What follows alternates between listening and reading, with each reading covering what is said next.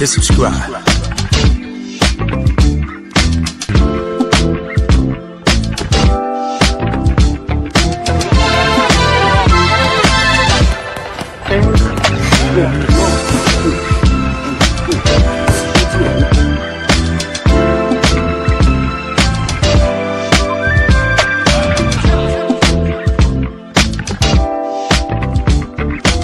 Subscribe to my guy, Uncle D.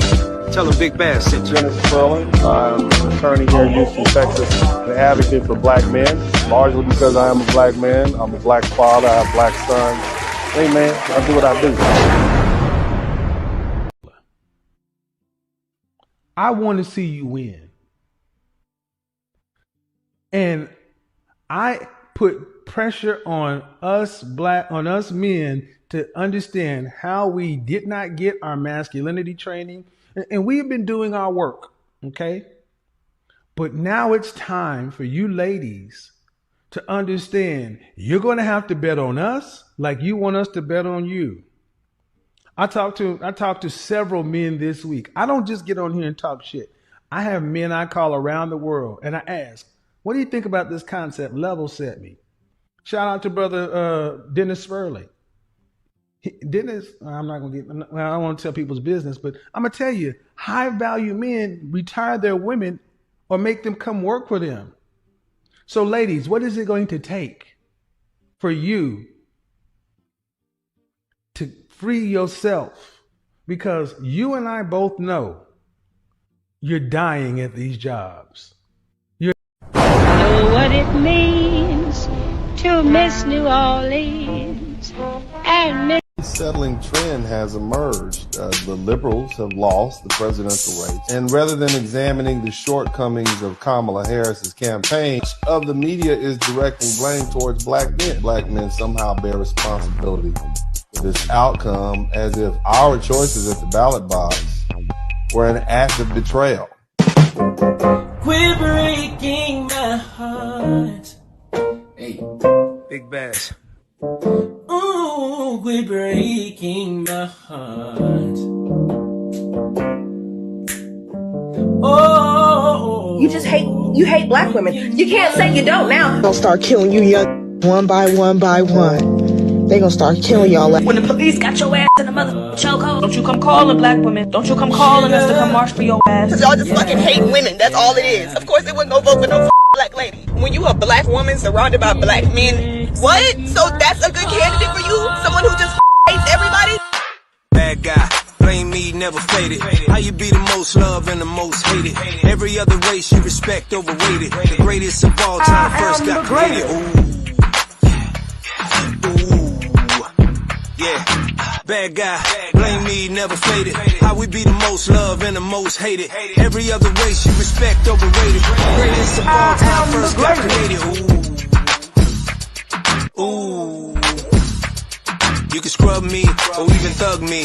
Baby, even at my worst, they still love me. How he locked up, she loyal to a known G. To leave your husband, he ain't giving you strong D. Gotta tighten up, homie, on your defense. A lot of debauchery popping in the deep end. Till your corners ain't shutting down, hit the bench. A lot of suckers sipping on the Kool-Aid, you a simp. Bring it back home to the streets. Like father, like son, Lil Meech, Big Meech. Like Bronny and his dad, footsteps trying to follow. We ain't gonna let you make a nigga endorsing Kamala. Black men celebrate, pop a few bottles. Middle fingers up, rest in peace, now follow. Most loved, most hated, most hated. We passing out fades, anybody wanna fade it. Be careful what you wish for, all my lovely ladies. Cause every baby terminated, God gon' make you haters. Most loved, most hated, most hated. Passing out fades, anybody wanna fade it. Careful what you wish for, all my lovely ladies. Cause every baby terminated, God gon' make you haters on. That guy, blame me, never faded. How we be the most loved and the most hated. Every other race you respect overrated. Greatest of all time first got created. Bad guy, blame me, never faded. How you be the most loved and the most hated. Every other race you respect overrated. Greatest of all time first got created. Black men, they told us they ain't even want us. No matter what is going on, put the blame on us. Kevin spoke up, then they put the shame on us. Brother Spurling met his fiance in my mixed group. That's my wife. I'm gonna put her through law school. She's gonna become an attorney at my practice. That's the kind of shit I'm talking about. Blizzard King defended him, they put the flames on him. Election time, white women went Trump crazy. Left you standing there talking about deleting babies. Black women so goddamn stupid that y'all just allow society just to say that she's a black woman. Not hers, Maria or Jackie Chan. You the only one that went against your man. You the only one that's fighting for every plan. You the only one that left you right where you stand. Power is a mother, ain't it? Make a woman wanna be a nah, ain't it? That's your uncle, but she used to be your auntie. We don't wanna see you in power, that's how you paint it. Original Big Mama, original Miss Mammy, original Ma Dear. I'm Donald Trump's new communication director because all the rest of them sorry asses got fired. Yeah, original Black Granny. What happened to you? You fell for the eye candy. You left your black man, your black family. Took them handouts, them goodies and giveaways. Just look around your hood. See, this the price you pay. In Georgia, it was even worse. One exit poll said that 69% of white women voted for Trump. Even after he took away their reproductive rights and was found liable for sexual assault, the majority of white women voters still chose patriarchy over their own liberation.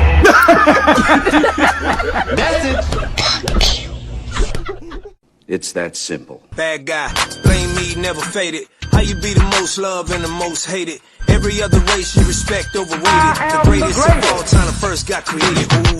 That 69% of white women voted for Trump. Yeah, bad guy, blame me, never faded. How we be the most loved and the most hated. Every other race you respect overrated. Greatest of all time first got created. Ooh. 69% of white women voted for Trump. Yeah, I'm tired. Ooh. I'm tired. Black women, it's time for us to clock out. It's time for us to clock out. I'm telling you.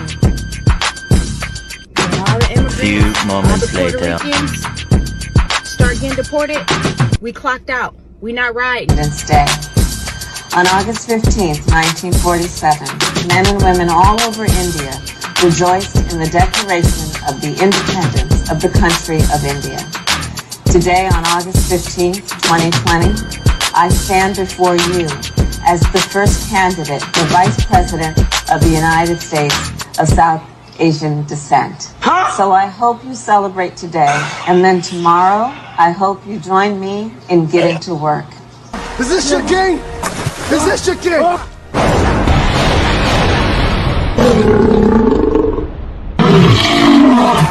become the 42nd President of the United States. The former president's comeback will be complete with a win in Wisconsin, a state that he narrowly lost 4 years ago. He's now the second president in U.S. history to win non-consecutive terms. The first was My bad, can you guys hear me? Hit the number one button if you can hear me. My bad, guys. Like I'm saying, while you all couldn't hear me, I got caught up into that video, man. That was pretty powerful. Pretty powerful. Big shout out, real powerful. In fact, shout out to Big Bass Life.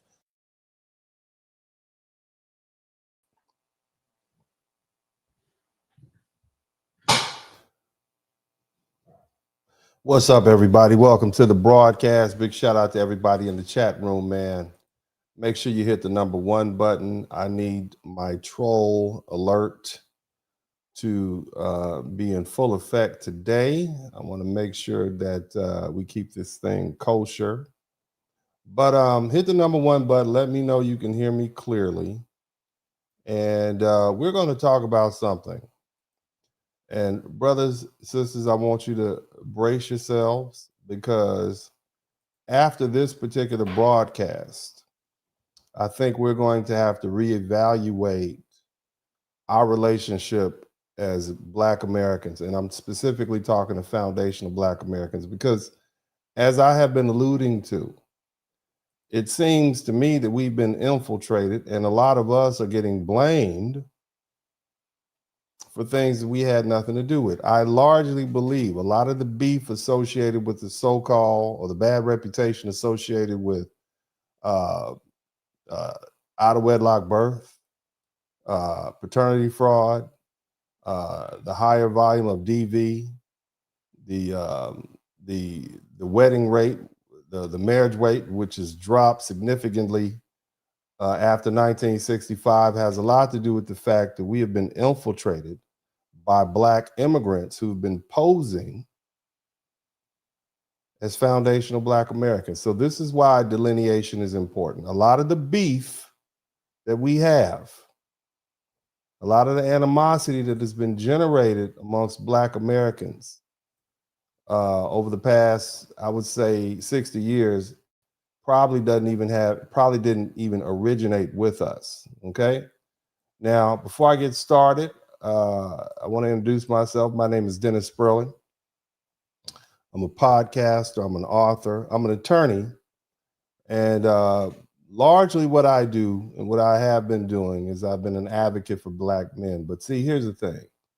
At this particular juncture where we are, it's important that Black Americans, specifically foundational Black Americans, begin to establish our boundaries and reassert ourselves. Just like white folks are reasserting themselves. You see Trump reasserting himself or reasserting America. It's time for us to make sure we get our pound of flesh also. Now, here's the thing. I want to start off right away. Okay. And again, you see the Cash App rolling across the bottom. Don't give me anything. Okay. You don't pay me. You don't give me a dime unless you learn something. Let me say that again. You don't owe me anything. There's no charge. And I will ask you all to contribute to my journey towards 100,000. So make sure you subscribe to the channel. And I would also greatly appreciate if you hit the like button. But you don't owe me a dime unless you learn something. But if you do learn something and you're honest with yourself, you will learn something. But if you learn something, I should earn something. I'm gonna leave it at that. And I'm gonna go ahead and get straight to it because this is an important message. And what we're gonna do tonight is we're going to examine this superior culture that a lot of the Black Americans are confronted with when we are greeted with our Black immigrant family who come to this country after removing themselves from their great and beautiful countries. They bring this superior culture over. Somebody type superior culture in the chat room. Somebody type superior culture in the chat room. Okay. And I want to start off right away because this needs to be said. And I'm going to say it without apology. One of the central problems foundational Black Americans have with a certain category of Black immigrants, what I call tethers, what you hear politicians now calling tethers, what you hear many members of the media calling tethers, specifically, whether we're talking about Ann Coulter or Tucker Carlson, they're referring to them as tethers now, okay? And a tether is basically someone who tethers themselves, an immigrant who tethers themselves to the Black experience and exploits it. Nevertheless, what we call tethers is not their mere presence in this country, because every Black immigrant in this country is not a tether. Okay, it's really it has to do with their posture. And to be clear, this does not apply to all Black immigrants. And I'm gonna say that again. Okay, it applies to a very specific type, the kind that arrives here and immediately inserts themselves into Black American business. Okay, because see, we don't go to their country and get in their business. We don't go to Jamaica. We don't give a damn about the politics. We don't go to Ghana and worry about their financial business. And we certainly don't make comments on their cultural business. And we absolutely will never comment on their family business. Okay? Yet they come to our country and they diagnose us. Matter of fact, there are a lot of folk on the internet right now who aren't even in the United States, who've never even met a Black American in the United States, can't get here if they wanted to, and they're diagnosing our culture from overseas, correcting us, lecturing us, telling us how we should run our lives, how to structure our families, what we need to fix, and what we as foundational Black Americans need to do better. And hovering over all of it is the same claim that Black Americans don't have a culture, or in the alternative, that our culture is somehow defective while theirs is superior. And that claim is a problem. Because when you come to someone else's house talking like that, you invite inspection. And as the old saying goes, when you point a finger at someone, you've got to expect that 1, 2, 3 fingers will be pointed back at you. And if anyone doubts, then go ahead and do what I just did and point your finger in the mirror and see if you don't have 3 fingers pointed back at you. That principle applies here.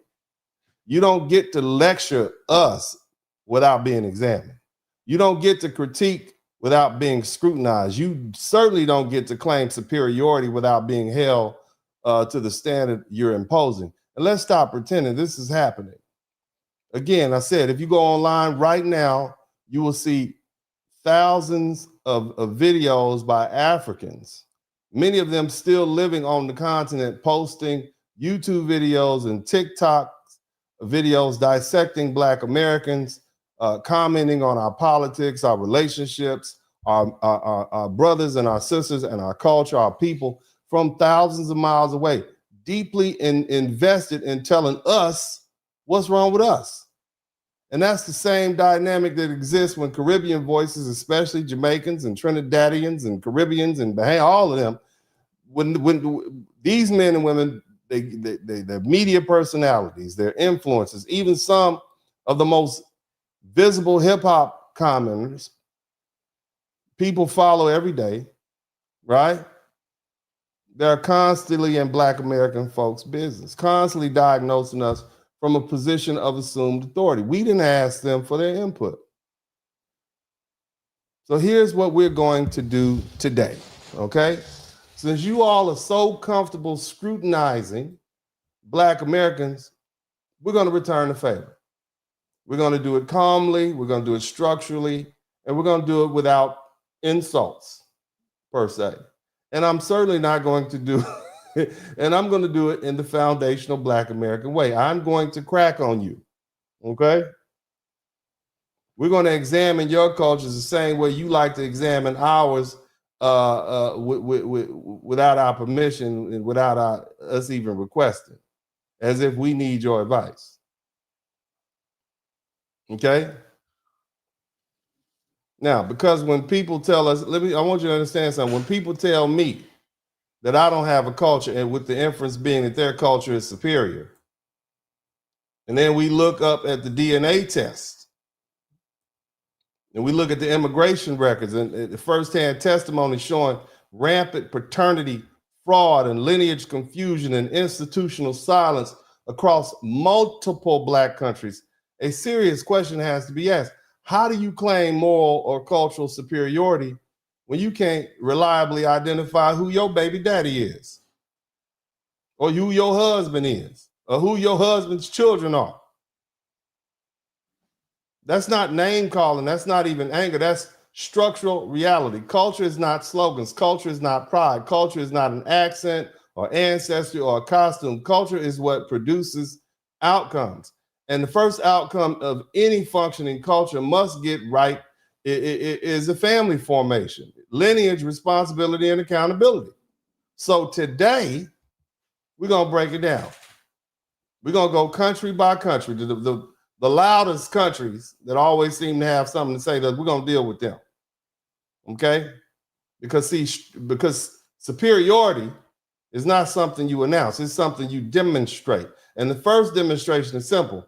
Know who your children are without fear, without shame, and without excuses. Now, let's do this. I'm going to go ahead and let you all see some videos, because what you all may not know, and something that I've learned, let me go ahead and put this.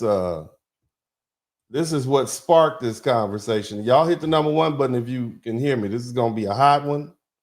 It's going to get hot tonight. You understand me? It's going to get smoking hot tonight. Check this out. This is a little post that I saw up, and I had to comment on it. Read that. You see what that says? Last year in my Uganda, out of every 5 DNA tests, 3 didn't belong to the biological father. It caused so much DV that the authorities decided to stop DNA tests till further notice. Did you see that? This is Uganda, okay? Now, that's just one of many African countries, but here's the thing. It's not just something that is germane in Africa. It's over in the Caribbean also. So let's go ahead and take an opportunity to look at some of these videos that folks have shared with us. Y'all hit the number 1 button. Let me know if you can hear me clearly. And I'm going to go ahead and let this thing rip. Take a look at this.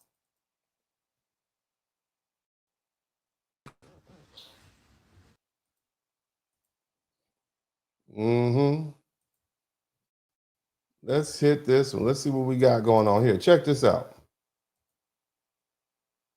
In Ghana, as it has been proven by Ghanaian podcasts that 70% of firstborn children in Ghana does not belong to the man, but Ghana. I want y'all to hear that again. Paternity fraud is on high rise in Ghana, Listen. As it has been proven by Ghanaian podcasts that 70% of firstborn children in Ghana does not belong to the man, but gardener or driver. Wow. Let me explain. 70% of firstborn children in Ghana do not belong to the man. So they say. So they say. Yes. 70% of the firstborn children that arose during the marriage didn't belong to the husband. 70% of the first. I want you to think about that. If you have one child with your wife in Africa, in Ghana, it's more likely than not that that child is not yours. 70% of those children were not sired by the father. So I want you, let's let these folk finish talking. Keep moving. Due to uncontrollable knacking among Ghanaian women, it has been proven that 70% of firstborn children in Ghana does not belong to the man, but belongs to another man. So because of this, Ghanaian men are demanding for mandatory DNA tests from their Ministry of Health. They want the government to make it mandatory for DNA tests immediately. Now, this gentleman is talking fast, but he said the men are demanding DNA tests. 70% of the first. I want you all to conceptualize that, because we got a lot of Africans that love to come over here and tell us that we don't know who our ancestors are. Who you don't even know who your daddy is, sir. Sir, more likely than not, if you from Ghana, you definitely don't know who your granddaddy is. You over here telling us what we need to do, chief. You don't know who the chief is. I'm just saying. These are what your people saying about you. Now, I don't get off into your business. You all like to get off into my business as a foundational Black American, and we just returning the favor. You all seem to know all the stats about what's going on in Compton and Alabama and Mississippi, but what's going on in your own backyard? 70%. That number is that is astronomical. Let's keep listening. Child is born to determine the father, to know who takes the child home. Now, this will help them reduce paternity fraud in Ghana, as the paternity fraud is becoming too much. So Ghanaians, make una take am easy. Jeje, una today not too much. Relax. But before you relax, enjoy your weekend. You hear that? Relax. It's not becoming a problem, sir. It is definitely a problem, sir. It is not becoming a problem. That problem has already fully evolved. 70, but that's Ghana. Somebody type Ghana in the chat room. I know it's year return. Y'all gonna be somebody need to return them kids to their daddy. That's what they need to do. Let's keep listening to the folk tell on themselves. It's essentially a person who poses as a Black American. However, they are either a child of an immigrant or they are of African and or Caribbean descent. The problem arises is when they come into our community, use up our community, cosplay. Now, I want you to understand, not every Black immigrant is a Tether. Okay, she's talking about folks that's coming over here pretending to be Black American. All right, so we're not here insulting all foreign Blacks. We're not doing that. That's not what we're here. There's some it's some Black folks from overseas who are first generation, second. We cool with them. We love them. We appreciate them. That's not what we're talking about. And I think there's a consensus that, and I want to establish that because everybody wants to get offended. All right, and it's not saying that, but anyway, let's go ahead and get back to this nasty stuff they doing over there. Y'all hit the number 1 button and let me know you can hear. Paternity fraud. Now, big ups to my real Jamaican men who have wisdom. Yeah? If you have wisdom, congratulate yourself. However, a lot of Jamaican men don't have wisdom whatsoever. I don't mean to sound harsh, but a lot of Jamaican men are bird brain individuals. Because a lot of Jamaican men, not all, a lot of Jamaican men believe that giving women money will make her loyal. Now, I want to explain something to my fellow. Okay, so that's low self-esteem and simping right there. Basically, what this Jamaican man is saying is they think that if they pay these women's way and they give them money, they'll be loyal. And we all know that. That's not true. That's just simping to the extreme. You can't buy loyalty. Either she gonna be or she not. And if you find out she not, you need to move about. But anyway, let's let the gentleman finish. But he's trying to diagnose why there is so much paternity fraud, because Jamaica is right up there with him. Extremely high. I think Jamaica is actually number one and Nigeria is number two. And they're vying for the country with the highest paternity fraud. Let's keep listening. Jamaican men. Like Chris Brown said, these hoes ain't loyal. If a woman is looking for a trans...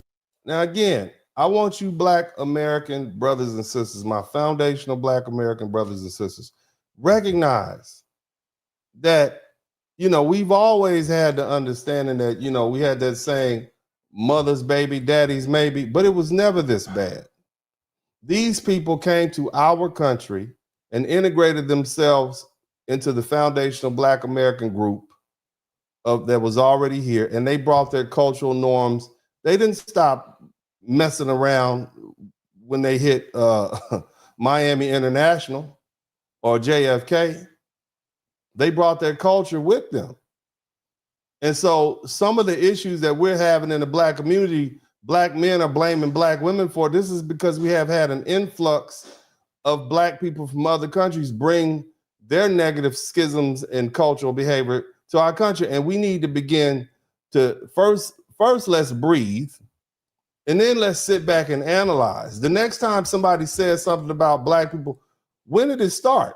Because if it started if it popped up after 1965, that tells you a lot. That's when they start bringing immigrants from overseas here. All right, let's keep listening. Transactional relationship, she's a hoe. Oh. And a lot of Jamaican men have made the mistake of getting 304s pregnant. But hear this, my Jamaican men.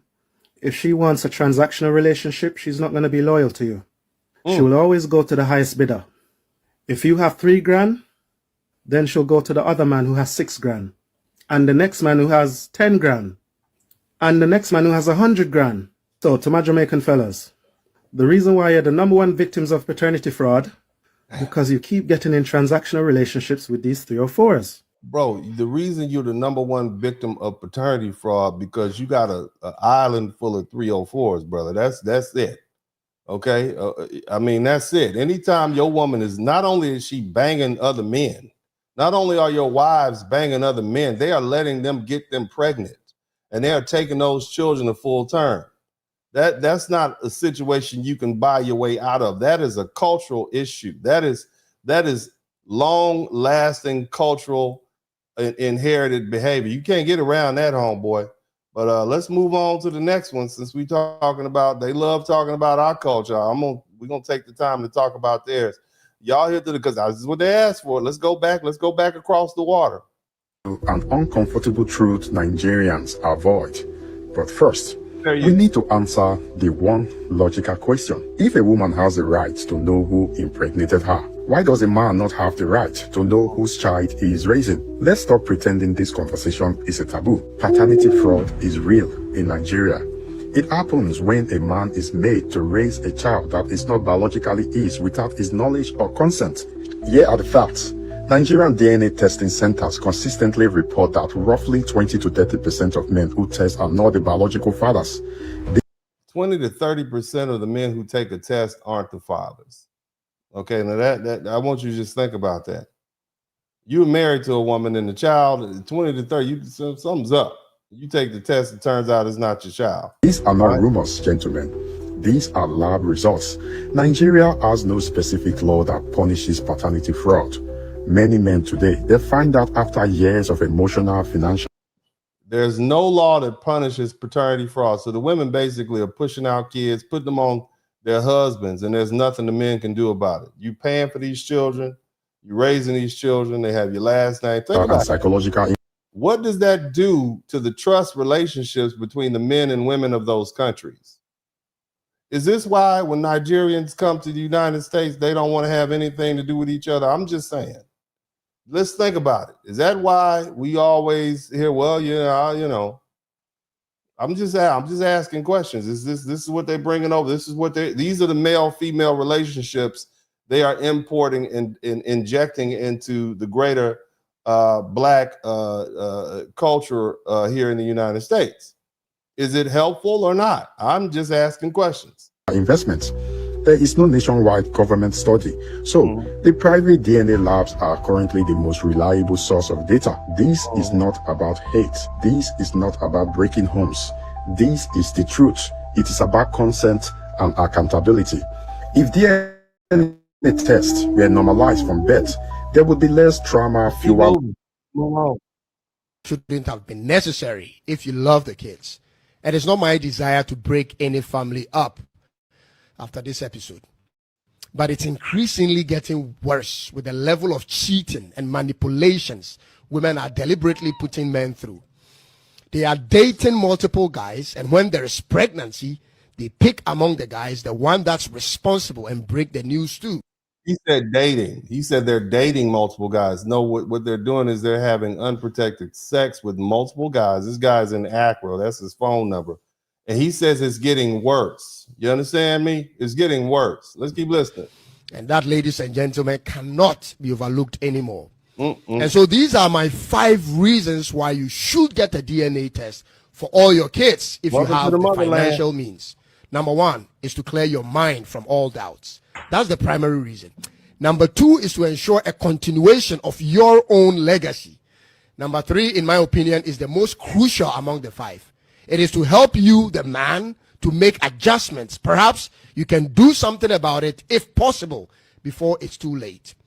Number 4 is to confirm if your woman is the biological mother of the child, since it has become common lately in the news on how certain doctors are swapping people's kids for others. Lord, they can't. And finally, to relieve your heart from future shockwave, I will seriously consider it if I were you. And for those of you who want to know where to go and get a DNA test done and how much is involved, well, you may reach out to DCC Clinic. They have a... So here's the thing, family. Again, these folk always want to get in our business and they want to tell us about how we should run how we should conduct ourselves in the United States and how we have no culture and all these different things. But it seems to me like they have their own issues they need to deal with. You see, it seems to me like they can't match their children with the children's father. And, you probably don't have any room to move if this is an issue. Now, we're going to keep listening because it's, it's important. Let's hear what this brother has to say. Hit the number 1 button if you can hear. Countries with the highest paternity fraud, meaning the highest jacket rate in the world. You want to stick around for number 1. Number 2. I want you guys to remember that term, jacket. Like putting the jacket on, jacket. Listen to that term. Words have meaning. Okay? Words have meaning. He's going to define what a jacket is. If not, I have another video to define what jacket is. But words have meaning. They have cultural meaning. And the fact that they have a word to describe a child who is sired by another man and then put on another man to raise. It says a lot about the culture. He's talking about Jamaicans. Let's keep listening. The country with the most jacket, the most paternity fraud. Number 3 is Canada. Standing at 2.8%. It is bad, but it is not too terrible. Canada is number 3. Number 2, Nigeria. Ah boy, 30%. That means 1 in 4 man a mine jacket in the country of Nigeria. Can you believe that? 30%. It is crazy how paternity fraud is taking over the world, especially. No, it's not taking over the world, sir. It's taking over Jamaica, Nigeria. It's taking over Ghana. and Uganda. Okay, it's not taking over the world. This Jamaica. It's taking over Jamaica, sir. Y'all don't know who y'all kids belong to. That's a problem, sir. That's a problem. A man look like he is from, you know, Red Rag Representatives of South Central LA. This dude is dressed like it is 1997. But let's go ahead and keep listening. In the black countries, crazy. Number one, the country with the highest jacket rate. The highest paternity fraud. This is not my opinion. This is facts and data shown by DNA testing. Jamaica, they are number one in a jacket giving paternity fraud. So woman in a Jamaica responsible for the highest jacket. But hold on a minute, brother. But you also have men in Jamaica who are having sex with married women and getting them pregnant. It's all y'all down there. You can't just put it off. I mean, if a woman lay down and open her legs, she's not gonna get pregnant because of the air. I mean, it's no coconuts that's gonna fall out of a tree and get her pregnant. It's a dude, a blood clot. Would you say a ras with a bamboo that comes down there and put the seed in her. She knows and he knows, so that means both of y'all are scandalous. All y'all are scandalous. I mean, I'm just saying, you can't just blame the woman not getting pregnant. No, the men are impregnating married women and not even bothering to come back and see if a little coconut, little peanut head child came out of there 9 months later, sir. You can't. It's all y'all down there doing scandalous stuff, and if it's that high, if the paternity fraud rate is that high, that means all y'all doing it. Don't none of y'all know who y'all daddy is. Okay, that's what it looked like to me. Don't none of y'all know who your papa is. I mean, don't blame the women, sir. That's see again, fellas, ladies, my foundation of black. I want y'all to listen. This is what came over here after the Hart Seller Immigration Act. This is the culture that they brought with them. Keep listening. Rate the highest paternity fraud in the world. In the world, I know. And remember now, it's not my opinion. It is facts. Go look it up. We did. Standing at 34.8%, almost 35%. That means 1 in every 3 men. A minor jacket. A pitney that is not his. Pitney means small child. Pitney. Go ahead. So hold on. All them always a cuss man. And I say man wicked and man bad. A man give bone and man do this. Fine. But how can a woman or a country like Jamaica be responsible for the highest jacket rate? Because how can you be responsible for the highest paternity fraud? That means y'all doing a lot of sexing. That means you're nasty. Somebody type nasty in the chat room. That's why I put it out there. Okay, I know y'all don't like me saying I'm just speaking the language that I was raised to speak. That's nasty. You out there being nasty. Y'all nasty. You out there having sex with other people's wives and husbands and getting them pregnant. You leaving evidence. You're nasty. Sir, your culture is not superior, it's nasty. That's what's going on. That's how it happened. All y'all down there nasty, doing nasty stuff. You don't even keep it in the back room. It's y'all got the record. The highest record in the world. Y'all got the fastest sprinters. Y'all swimmers are swimming. Okay, y'all got an undefeated. Your pull-out game is the weakest of all the other countries in the world. That's what's going on, sir. That's what's going on. I'm gonna let you finish. Because the last time I checked, I know that a woman have to open her leg and a penis have to penetrate her. Sir. And sperm release. Sir, this is a family friend. We do not need human sexuality class right now. Sir, we don't need that. Okay? We don't need you to explain to us, but we know how it happened. Okay? We know how it happened. The question is why or y'all having sex with married women and getting them pregnant? That's what we want to know, and then not telling the husband.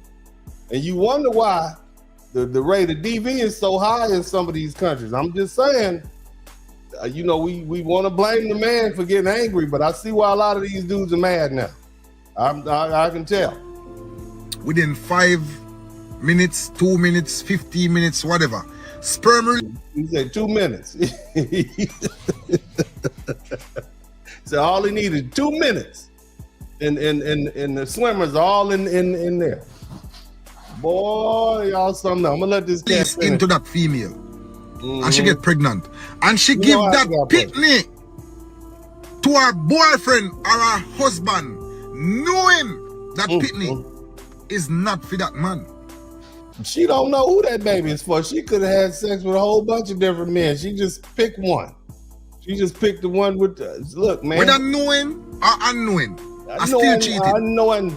It is crazy, yo. It is diabolical. You know just what you're doing. I'm gonna make a video about it. Go ahead and tell us what Jack them for criminalize it in Jamaica, and we may have ignored it for a while and just take it for. We have a serious problem in Jamaica, and we've been ignoring it for a while. But y'all always focused on our problems. Y'all always trying to tell Black Americans that we don't have culture. You got issues with. Why do y'all get in our business and you have your own issues? You know you have this problem. A nice punchline when we're giving jokes, or a nice punchline in a song. It's funny. But we have a problem, and the What's problem the is paternity fraud, Woo-wee. aka jacket. We got a jacket problem in Jamaica. Jacket problem. They got a name for it. Many of us going around thinking that the children are ours. I mean, we really check it out. They're not really ours. They're not yours, sir. Research found that 30% of Nigerian men are fathering children than others. Nigerian women rank second highest on paternity fraud in the whole world. And guess who ranks number one? Jamaica. Jamaican women have a paternity fraud cuckoldry rate of 62%. Shout out to my man Downrange. You the first person to join the membership, man. I appreciate you, man. You the first person to, I guess, officially you be the first person to contribute to the super chat, man. Big shout out to you, man. Thank you for being number one. Did you hear what these people are saying? I mean, it's a problem. They're just out there nasty, man. Somebody type nasty in the chat room. Y'all nasty out here. Why y'all being so nasty? It's terrible. Terrible, terrible. Let's keep listening. To get someone else's kid than your own. If you're banging up a Jamaican girl. I laugh after we were on the world, though. Jamaican man. You know, say one time, Jamaican man was the envy of the world with the other man them cause, you know. No, Jamaican men were never the envy of the world, sir. They were never the envy of the world. So I'm just going to put it out there. Never the envy of the world. It's just all in your mind. And it sounded to me like, you know, y'all, the title was unearned. With this and with that and with nice and nobody can do it like a Jamaican man. Yeah, but now we become a laughing stock right now. They say we paternity fraud is a big thing right now. Yeah, buddy. Like y'all got your own problems. I don't know why y'all up there talking to us about what we got going on, but let's see what else people have to say about this subject matter. We have about 4 or 5 kids with him wife, and him say him big daughter had a school assignment and they were doing some family. Okay, she's speaking this Jamaican patois. Okay, and I have taken some cruise ships to Jamaica. Okay, and so I can interpret it. Okay, I've been on the cruise ship, you know that, before y'all start fighting. Okay, so I'm gonna tell y'all what she's saying. I know you all don't like me to interrupt, but I'm gonna try to help y'all understand what the young lady said. Shout out to Urban Eagle. Thank you for that $2. Let's go ahead and get in here. Y'all make sure you subscribe to the channel if you haven't already. Let's go ahead and listen. Go ahead, ma'am. Come just see a video with a man where have about 4 or 5 kids with him wife, and him say him big daughter had a school assignment and they were doing some family tree thing and DNA testing and whatever. Okay. And what she said was, big daughter, her oldest child, this man and his wife, her oldest child had a test, some sort of schoolwork to do, and the project involved doing some DNA tests. I'm sure at that point, once the mama got wind of that, she was like, oh my God. I'm sure she was excited for all the wrong reasons. Okay. All right. Now let's go back. We're gonna get back in here. I want everybody to breathe. I need y'all to listen faster so I don't have to, interpret all the way. Okay, y'all I want y'all to focus your pineal glands, line up your chakras so you can align yourself with this fast talking Jamaican patois. Okay, so y'all just focus, burn some incense, contact your ancestors who passed through the Caribbean before they got to Alabama, and let's go ahead and focus in. All right, oldest daughter, homework assignment. Boom. He came back to say that he was not related to her. Ooh. So he took the other two of the other kids to get them tested, and they were also not his. Damn. But he was so fearful that none of them were his that he didn't even test the last one. Damn. So anyways, when he realized that none of the kids actually had the same dad, so this woman has been cheating on this man with several different men, right? But my question is this though. Okay. This man had 5 kids. He found out the oldest daughter wasn't his child because of a fluke school assignment. He took other 2 kids to see if they weren't his child also, and it turns out they weren't his kids either. And he was like, I'm just not gonna get my other 2 kids tested because it's gonna break my heart. And so, but come to find out, the wife had been cheating not only with one man, but all the kids. All the kids were by a different man. This man got 5 kids by his wife, and all the kids, you got a different baby. I mean, are you just going down to and picking dudes up at the damn beef patty shop, at the jerk chicken shop? You just sleeping with everybody, letting them knock you up, man? You like a saloon door. Everybody can go in and out of there. Damn. You like the little tissue in the men's bathroom. Everybody can get some of that. Let me hold that. All right, go ahead. Put that back. Damn. Girl, it's just all bent out of shape. All the kids by a different man. The man, what do you say after that? This is the superior. Somebody type superior culture in the chat room. This is the culture that they tell Black Americans that we don't have. Do we want this culture? I mean, we haven't even got halfway through the broadcast. Is this the culture that we as Black Americans want to emulate? I don't think so. I don't think we want to emulate this culture. Child support is too high here in America. Is this the culture that they brag on? We've talked about Nigeria. We've talked about Jamaica. We talked a little bit about Ghana. We're going to get to Uganda in a minute. Is this the culture that we want to emulate? They don't even know who their children's fathers are. And it's open as no, they got a word for it. It's called jacket. I'm just saying. Just keep listening. He never said none of the people never look like him. For the men who are with women who have multiple kids with them and none of the kids them don't look like one, and everybody has to say, go and get a DNA test done. What is it that you guys are afraid of? She's saying, look, you got kids, but everybody's telling you that these kids don't look like you and you don't want to get a test because men love these children. These are their children. They love these children. They don't want to deal with that. I understand that.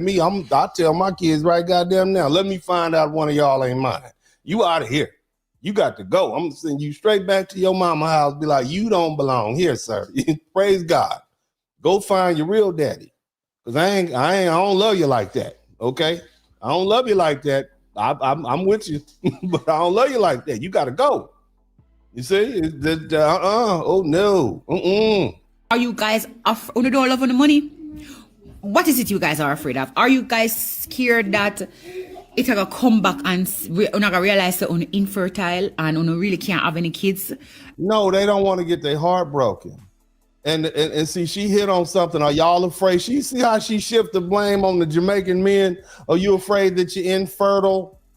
And that's why you don't want to go get tested because it's going to turn out she had to do it because if she didn't go have a baby by these other men, then she wouldn't have children at all. You just going to shift the blame on.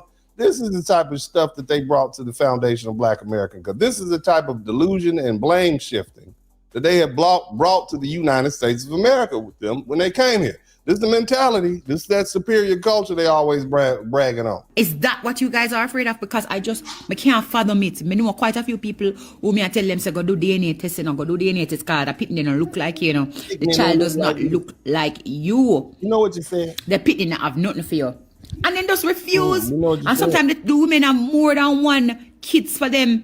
And it's so obvious, it's so blatant that the pitney don't look nothing like you. And then they refuse to do a DNA test. Men who have this gut feeling, cause I feel like somewhere in our gut, on kind of know. Anyway, for the story. Some of them don't know, baby. They don't know. They just trust their women. They simps, and they think she wouldn't lie to me. And you heard what the man said earlier. He's paying all the bills. Surely she wouldn't be out there giving that wop to somebody else. She wouldn't be out there giving that wop to somebody else. Now, I know.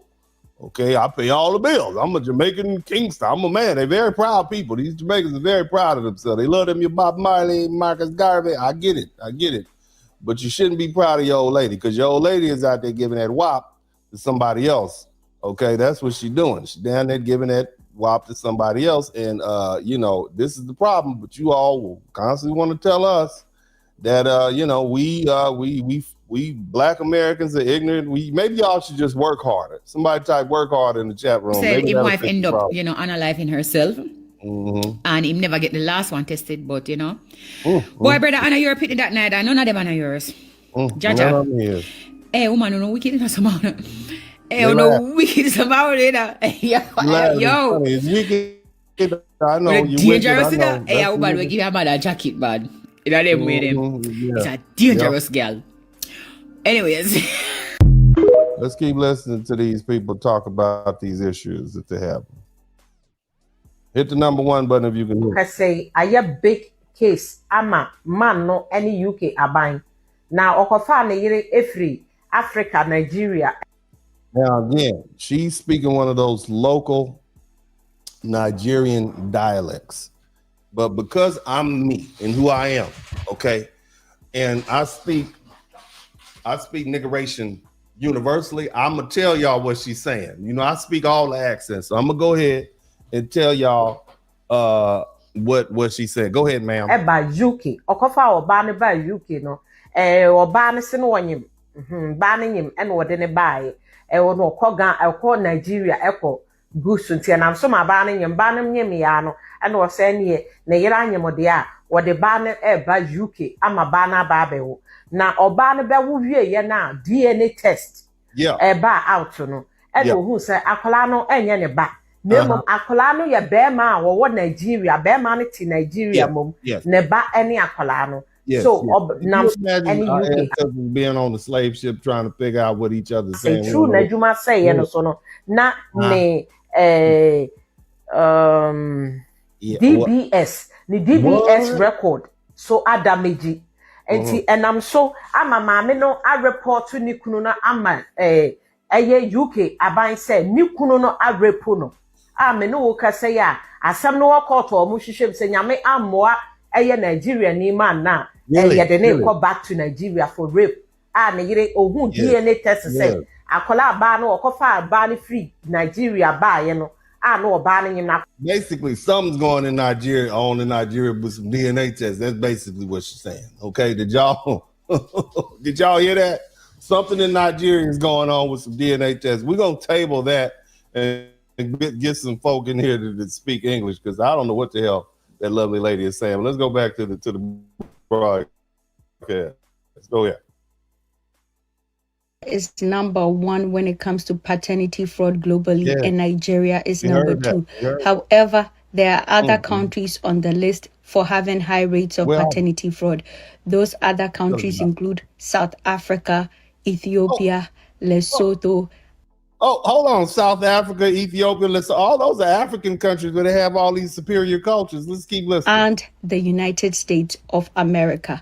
I know, but that's because the people came over here. Y'all done came over here on us. Okay, let's keep 100. These are the countries with the high rates of paternity. Why you didn't include Jamaica and Ghana, and you skipped a couple? You didn't include Jamaica and Ghana and Uganda. You skipped a couple, sir, ma'am. Paternity fraud across the world.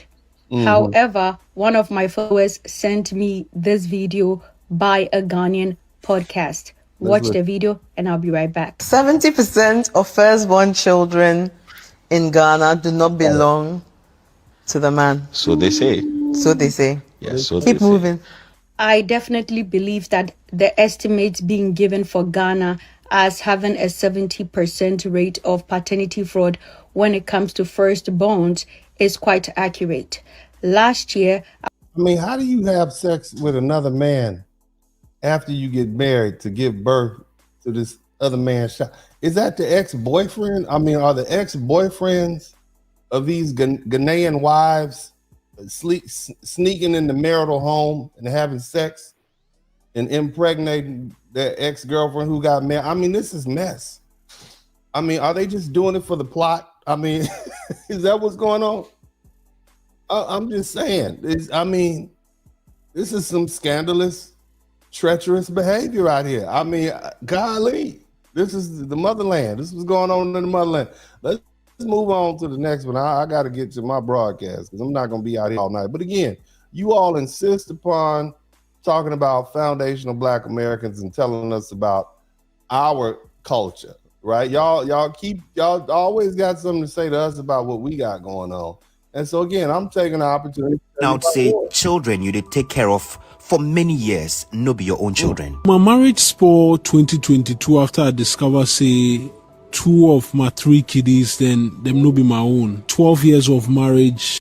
So this is a broadcast they doing about. This is a problem that they have over there. This man has said 2 of the 3 kids that I have in my marriage are not mine. Right? You hear what this man is saying? Some strange reason I go do DNA where I come find out say the kiddies no be my own, Charlie. 14 years of marriage, you go feel imagine what's then at the few as I come discover say the kiddies no be my own. That's be the reality of most people lately.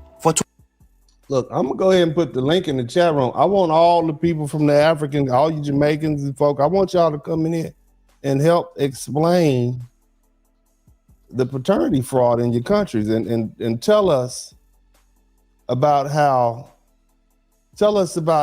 explain it. I want y'all to look, I'm gonna put the link in the chat room, explain the paternity fraud, and let's talk about your culture. I'd like to know what in your culture, your superior culture, come on in. We need to have this conversation. Come on in. I don't very rarely let people in, but I want to talk about your culture. I want to talk about this superior culture. The link is in the chat room.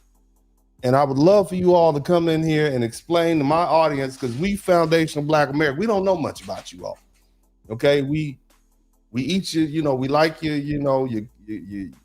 oxtails. Okay. I've eaten at a couple of Nigerian restaurants, very hot food. Service is not always the best, but the food is very hot. And I don't mean warm hot, I mean spicy hot. So we like to get all you folk in here, all you Black folks from around the diaspora. I'm extending an olive branch to you all here today. And I'd like you all to come in and explain to us Black Americans, because we know y'all have this education and most educated and whatnot, and superior. I want you all to come in and explain to me why these kids don't know who their daddy is. Okay, I want you to tell us about your ancestors. I want you to tell us about your ancestors, but here's the catch. You can't tell us about ancestors that you haven't actually took a DNA test for, because that might not be your ancestors, especially if you're the firstborn child, right? So the link is in the chat room, and I'm gonna need you all to come on in here, come on to the front of the room. I want to get all my Nigerians and Ugandans and Jamaicans. Come on in now. Your return, I want y'all to return. We're gonna try to help y'all return those kids to their real daddies. That's what we're gonna try to help y'all do. But my goodness, this is interesting, right? This is some interesting stuff. Let's keep listening and learning. Yes, in the world. Yes, it is Nigeria and Jamaica. This year, Nigeria will be number 1. Next year it will be Jamaica. But Nigeria is very underreported. Do you know over 78% of firstborns that are taken for paternity tests do not belong to the husband? The first child. Yes, the first child. There are some. The last one we did, all the children, not one, belong to the man. 4 children. The man is in the hospital now. He collapsed. That one is he found out that all 4 of his kids wasn't his, and he collapsed in the hospital. This is what y'all doing to the men in Nigeria. Nigeria and Jamaica are running neck and neck first, and who's gonna be first and who's gonna be second. I need y'all to come in here and explain stuff. I need y'all to come explain what's going on. I need you. Look, you know, Uncle D got love for you, baby. I'm not messy either. I'm not messy. See, look how not messy I am. Praise God. I want y'all to come in here and speak to us, because we also know you all are very Christian countries. We know that Nigeria is very Christian, and our president has taken a liking to you all, and he actually he dropped some missiles on some people that was hurting Christians. So we want to have a Christian conversation about why all these kids popping up for men that's not the husband. We need to know what Bible you all are reading down here, okay? But let's keep listening to the people telling us. Even not this matter. Let us leave that. Nigeria's population is over 200 million. Look at how many people are in Jamaica. We dwarf them. Jamaica, how many? What is that? Maybe Lagos and Ogun State is more than Jamaica. My issue is, men, you should be careful. This kind of ridiculous relationships with some women that you get into, and you. Sir, again, y'all keep blaming the men. You saying that the men need to be careful because the women are bad. But sir, here's the thing, sir. Here's the problem. Here's the problem with that. If the women are bad, what do we say about the men who are purposely getting these married women pregnant? Are they good? I think not, sir. I think not. You can't just say, oh, these women out here, these married women out here having sex with these men. These women have a choice. They know they were married. Who's more responsible? The married woman who opens her legs up and lets another man get her pregnant? She knows she's married. The man might not even know the woman is pregnant. So we can't just blame the women, sir. The women don't get pregnant by themselves, sir. I'm just saying, let's keep listening, sir. Let's not shift this blame. Know that this woman is trouble. I have another issue I want to deal with. Whilst I am not abreast with the current paternity fraud rate in Nigeria, I know that Jamaica is #1 at 70% paternity fraud rate compared to Nigeria at 60%. I mean, I looked at this data a couple of years ago, so I'm not sure what the current data is, but I wanted to pinpoint some of the inconsistencies in understanding how data works. In the comment section, a lot of people were comparing Nigeria's population size to Jamaica's population size, alluding to the fact that because Nigeria's we're gonna get you out of here. When I say that paternity fraud is not simply because of cheating, I needed to have defined cheating within this context.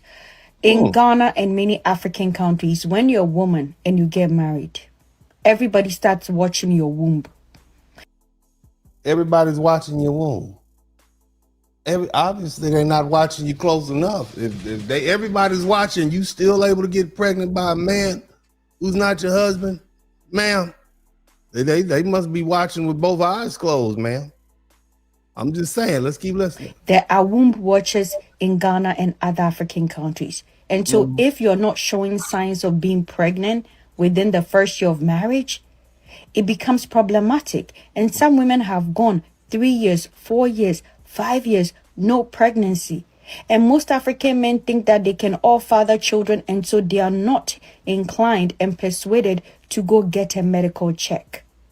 So hold on a minute. You saying it's the men? Is she about to say it's the men's fault that the women are going out cheating and getting pregnant? Is that what she's saying?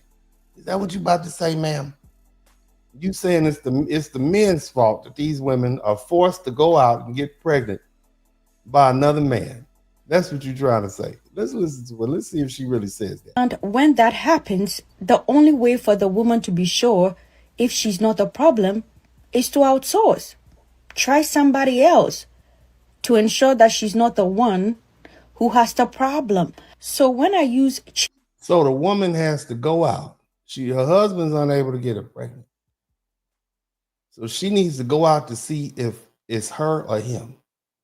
Okay, because we got a lot of Nigerian doctors over here. So you saying that they can't do some fertility tests to determine whether or not she got to go and go put that thing in a line of fire? That's what you're saying? She got to go put that thing in a line of fire, see if she can get pregnant. And then once she gets pregnant, it's not me, it's him. And just had a baby and tell him it's his baby. I'm just trying to understand this logic. I mean, I'm trying to understand this. So let's say hypothetically, you having a hard time sleeping at night. And so, it's your bed. Maybe it's your bed. So you go break in somebody else's house and go to sleep in their bed. Is that what you're saying, ma'am? I'm just trying to understand the logic. Cheating in this context, perhaps I should have defined it that it is not the purposeful action to deceive your husband. Cheating in this context does not include the purposive, consistent action to deceive your husband. But baby, you got women. How many? You got women with 5 different kids with 5 different baby dads. How many times does she need to confirm that she's fertile and the husband is not? I mean, if the woman is married to a man, okay, and the first baby ain't his, then the second, the third, and the fourth baby is not his. How many times does she need to confirm that she's fertile and the husband's not? I mean, I don't know. We need to do do-overs. This is a very expensive set of do-overs. But perhaps you have been pushed to the wall such that the only option you have is to try somebody else to ensure if you have the capacity as a woman to get pregnant. Because that's the only option you have is to go later. Well, why didn't you tell your husband that that's what you plan to do? Why are you doing it in secrecy? And I'm just saying now, Juju 10452, you're gonna have to come in the chat room. You're gonna have to go ahead and follow the link. You said, who's this Timu Tariq Nasheed? Bro, we only got room for one grifter in the bandwagon. So here's the thing. You got a lot to say behind the screen. You're gonna have to come in here and scream and show your face. We need you to come on in here and cam up. We need you to come on in here and cam up, sir. You got to come in. If Juju 10452 doesn't cam up, y'all put him in timeout. You got 3 minutes, sir. All my wrench mob. You got to get to action. Get your wrenches. You got to come in here. You got a lot to say. I need you to come on in. The African context, pregnancy, reproduction, and procreation is a burden that falls directly on the woman. That is what I mean. And guys, but she's a wife, right? I mean, why is this not known? I mean, I think that's all women that we know women get pregnant. I mean, right? Okay. Not saying this to say that I don't hold women accountable. I do hold women accountable. Obviously not, sir. Some women know that the father they're giving to this child is not biologically connected. But there are some women who also do not know. Because sometimes a woman will break up with a man and then enter a relationship, and all of a sudden she's pregnant. And then that man that she's currently with would... You hear all this explaining that's going on, all these gymnastics. think it is his child and marry her, only for it to turn out that that is not his child. When I say that paternity fraud is not always because of cheating, I am not saying that to not hold women accountable. I am saying... See you later. Get on out of here. I'm here trying to blend this level that insists on being left out. I wanted to chime in on the paternity fraud situation going on in Jamaica. And I want to say this is nothing new. This is absolutely nothing new. Women claiming the wrong father for their kids has been going on for a very, very, very long time. And I just want to tell the story about the time when I questioned my own paternity. So I was an adult, getting ready to move to the US. But she's saying she didn't know who her daddy was. Your mama was out there doing some stuff. She's okay. my stepmother did the petition for my dad, and then I was on that petition. So we went to the embassy for our green card interview. We went to the U.S. Embassy in Jamaica and Kingston for a green card interview. Daddy and I went on the same day, and he was approved that day, but I wasn't. Now, for context, I've been living with my dad, or I lived with my dad since I was like a kid, maybe like 2 or 3 years old. So this man raised me, right? So his thing was approved, mine wasn't, because they said that I needed to do a DNA test. And I was thoroughly confused. But then I thought, okay, maybe it's because I added daddy's name to my birth certificate late, because I didn't do that, I think, until I was an adult. And I don't know exactly how it works in Jamaica, but I think that if the dad isn't present to sign the birth certificate, it's going to be processed without the dad's name on it. But anyway, that was never an issue for me. My father raised me. There was never any question of paternity for me prior to this moment. So when they told me that I would have to do a DNA test before the petition on my behalf would be approved, I think that did something to me mentally. So as we were going home, and I was telling daddy that, you know, it wasn't approved, they want me to do a DNA test, and I don't know how I feel about it. And, you know, if anybody knows my daddy, he makes fun of every situation, because he was like, oh, how could they question that? Your head is just as big as mine. Like, we look alike, all these things. Anyway. So it was about $62,000 to do the DNA test. And at the time, I did not have the money. So I decided to sell, I think it was a furniture set that I had that I decided to sell. I think it was a 2 nightstands, a dresser, a chest, and I don't think I sold the bed. But anyway, I decided that to pay for this paternity test, I was going to have to sell my furniture, because that's the only way I was going to be able to come up with $60,000 just like that. So I did that. But while I was, you know, going through the process, I decided to call my mother, and I was like, hey, mommy, do you have anything to tell me?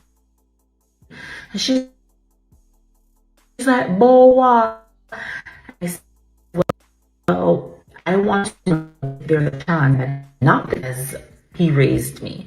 Like, almost all the things I know, I've learned from him. So tell me now that daddy's not my daddy. And in typical Jamaican fashion, what kind of foolishness that you ask me? No, other man. I never sleep with no other man. Of course, big your father, of course, big your father. It's okay, mom, I'm trying to offend you, you know, because one of the most the results could come back and daddy's not my father. Anyway, I talked to him about it, and he was like, listen, you're now an adult. I've raised you this entire time. Regardless of what the results say, you are my daughter. And I'm thinking, why would he say this though? Like, regardless of what the results say? No, I want to know that I'm your daughter. But I thought it was so sweet. And I was like, regardless of what the results say, you're my daughter and nothing is going to change. And that was like, oh my God, I really, really love this man. Anyway, long story short, daddy's my daddy. I really don't know what I would have done. I think I would have resented my mother somewhat, and then I would wonder who my real father is. It was just a lot. It was just a lot to deal with. But, you know, while this was happening to me, I really did do some Googling and found out that this has been happening for a very, very long time. There are a lot of men who do not find out that their children are not biologically theirs until they're like in the process of petitioning for those children to move to the US. And I honestly support DNA testing at birth, because this isn't fair. This really isn't fair. I have a son, and I would be extremely upset if I found out that he was unknowingly fathering a kid that's not his. All right. So anyway, I think I've gone a long way to prove that this is actually a real problem in these Black immigrant cultures. Okay. And that has been my whole point. Now, here's the thing, and this is what I want to deal with. There's a growing class of Black immigrants who come to the United States and they feel entirely too comfortable speaking down to Black Americans. They don't come quietly. They come judgmental. They tell us their cultures are superior. They tell us we are broken. They tell us we're undisciplined, we're dysfunctional. They tell us our families failed, our values failed, our men failed, our women failed, and that they represent some higher moral order.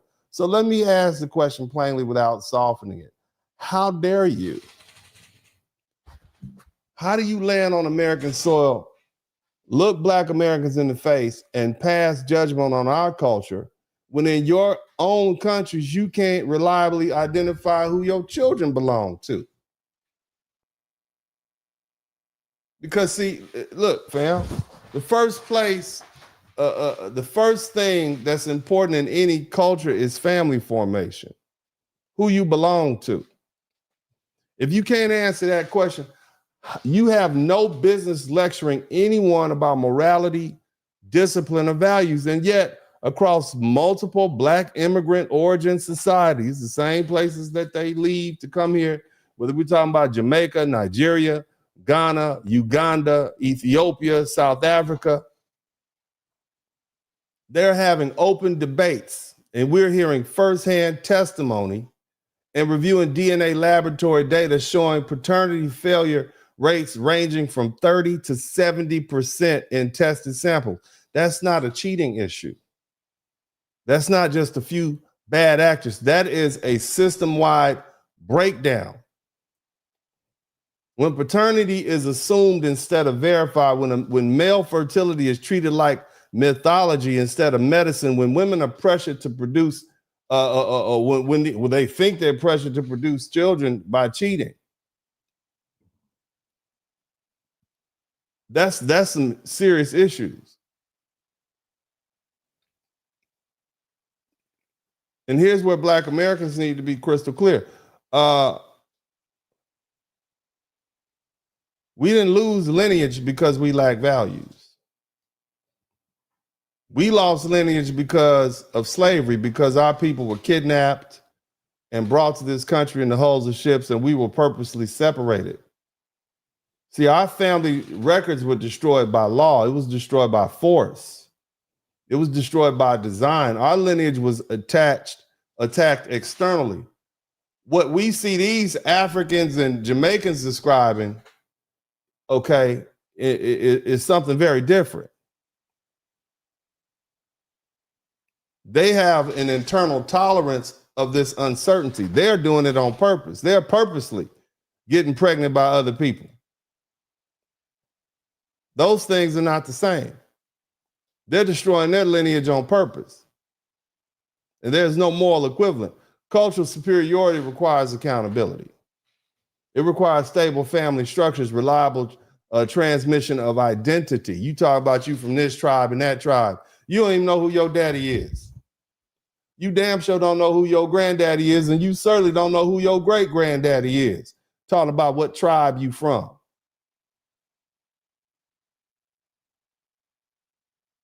These same people claim superiority to defend assigning us the name Akata. And then these same folk try to shame men and punish men for seeking DNA verification. That type of hypocrisy is blatant. You can't claim discipline and moral structure and family integrity while simultaneously arguing that men should not know who their children are.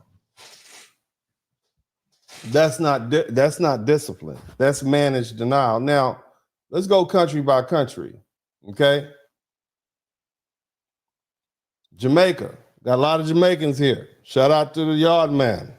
You from Jamaica? Let's see your flag. Somebody type Jamaica in the chat room. Let's hear where you from. If you from Jamaica, go ahead and type Jamaica in the chat room. Go ahead. I want y'all to go ahead and put your flags up. I want y'all to be proud of your countries. All the Jamaicans, come on to the front of the room. Let us know where you from. Go ahead and put your. I want the Jamaicans to come to the front of the where y'all at. I want to talk to the Jamaicans because when the discussion turns to Jamaican, the tone, you know, we're going to have to talk about it. This is not something we talk about in the abstract. It's not theoretical. Jamaica is specifically mentioned. It's named directly, repeatedly as the global outlier of paternity fraud. It's not a rumor. It's not an insult. It's a structural, cultural failure. Okay, no, let me say it like this. It's a structural failure of lineage and trust, and it has reached a level of cultural normalization. And that matters because Jamaicans they don't come to the United States quietly. They loud. They bring the music. They're proud. They got their flags. They love telling us about their little island and how superior it is. Superior culture, superior values, superior families. Superior discipline. That's the sales pitch. But when you strip away the accent, the bravado, and the constant chest thumping, what you find underneath is something quite scandalous. What you see happening by Jamaicans themselves is not being done by outsiders. It's not isolated. It's cheating. It's systematic. It's a systematic breakdown, a national environment where biology, legal responsibility, and masculine authority no longer line up in a reliable way. The numbers, are what they are. And depending on the source, Jamaica is described as having known paternity rates ranging from 1/3 to more than 1/2. You understand?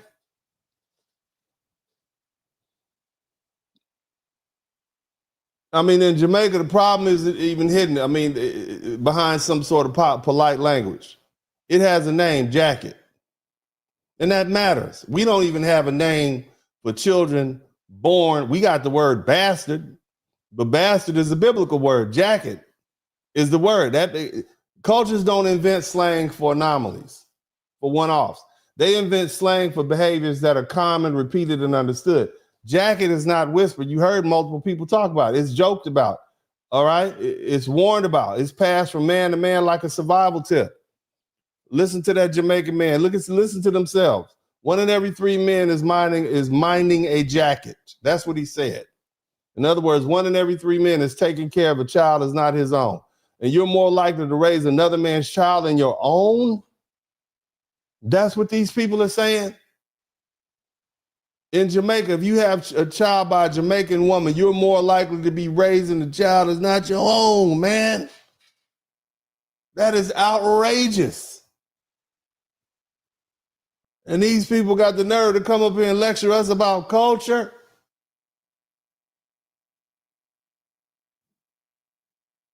I mean, think about that. The women are literally, the father is not selected because he made the child, but because he can maintain the household, because he can pay the bills and he can provide legal cover. So that's not even a momentary lie. It's a sustained deception, and it's the cultural norm. Some of these women, they take the men to court for child support for children they know aren't theirs. They use the legal system and enforce financial responsibility under false pretense. And guess what they do? They rely on their cultural taboos. Shout out to Jalen Simmons. They rely on their cultural taboo that discourages men from questioning paternity out of fear that if the child is not theirs, it'll seem like they can't have children, so they'll be less than a man. You see that catch-22? They got these, they get these dudes to wrap their masculinity up into these children that they call jackets. So if he can't have, she went out look at how they bind these men. Think about that.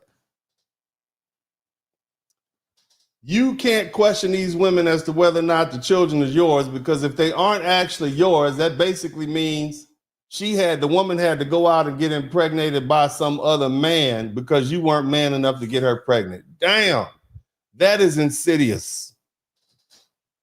That is damn near diabolical. The mind trip. Somebody said nefarious, insidious, diabolical. Basically, real men don't ask for DNA tests. In other words, questioning paternity is framed as weakness. It's insecurity. It's disrespect. And according to these accounts, the shame is not accidental. It is a mechanism that keeps the system running. The silence is enforced socially and not just legally. You understand what I'm saying, man? Think about that, man. And the men aren't innocent. The Jamaican men, you aren't innocent either. You should be criticized as hard, because you should be harshly criticized. Because you cats, this would not happen if you men weren't down there and you had the issue of chronic womanizing and having these transactional relationships and confusing money with loyalty. That's what your own people said. They literally are entering arrangements where exclusivity was never established. Yet you expect fidelity when pregnancy occurs. And when doubt creeps in, these same men refuse a DNA test because they trust, but they're afraid. You understand? They're afraid of confirmation. They're afraid of being humiliated, being made fools out of, afraid of tearing down the life. It's the life that they've built under this lie. Pride becomes denial. Denial becomes sabotage. And so the loop closes. You are literally financing a family built on uncertainty. I mean, golly, this is where the simping came from. You got kids growing up with stories that ain't true. You got women exploiting protections built on silence. And when the truth finally arrives, because you got to go to the United States and you know, we ain't going for it. The American consul's like, nah, you're going to have to get that big head baby a test. Immigration tests just blow that whole thing up. It detonates it. The family collapses, identities fracture, and trust evaporates. So no, Jamaica's not, look, Jamaica's a case study. Okay? But the next time you fix your lips, all you Jamaicans in here, I told you to come to the front of the room. Don't you ever fix your lips to tell Black Americans how we should be running things. Don't you ever fix your filthy mouths and tell us what our culture does and doesn't have until you fix that problem. Now let's move on to these Nigerians. The smartest, most educated group of Black people, right? You come to the United States with a very specific reputation. You're proud of it. I'm happy for you. You're always telling us constantly that y'all the most educated, the most accomplished. Your father was a professor, your mother was a professor, all that. You are a king back in your country, the most disciplined, work harder. Somebody type work harder in the chat room. They remind everybody every day that they dominate the universities of medicine and engineering and tech. They say Black Americans are behind because we didn't value education the way they did. That's the image, right? That's the image. This is the one they portray. But here's the problem. Education without integrity is not superiority. And when you look at what Nigerians themselves are admitting about paternity fraud, that image cracks immediately. Look, man, Nigeria is consistently positioned by these Nigerian speakers and these commenters as either the first in Africa or the second globally when it comes to paternity fraud. Which ranking it holds, it's not an outlier, okay? All right, Nigeria has a massive population. I think what they got, 2 million? Can you imagine that?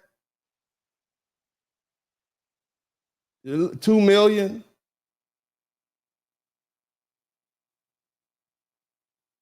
And the truth only appears about this paternity fraud when a man goes looking for it himself. Often after years, sometimes decades of emotional and financial investment. And when the truth appears, the numbers are not subtle. Did you hear what they said? The Nigerian lab said up to 30% in general DNA testing. 30%. In Lagos, they said the failure rate is between 60%. In Lagos, the big city over there. And then the other people said 70% of the firstborn children tested weren't the biological children connected to the husband, family. 70%. I mean, you can argue about which number is higher. Okay, you can say, oh, well, it's 60%, whatever, man. Clearly, y'all have something broken going on. You see? Clearly, you all have some trust issues. And you Nigerians don't get to hide behind your education. You don't get to hide behind your tribe. You don't get to hide behind the fact that you have your own country.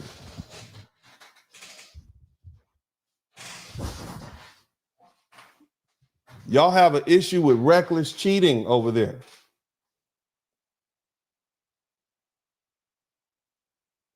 You Nigerian men are described as doing exactly what the culture tells you to do. Provide, commit, build, endure, invest, sacrifice, and carry the family forward. And you do that for years. And then the damn foundation collapsed.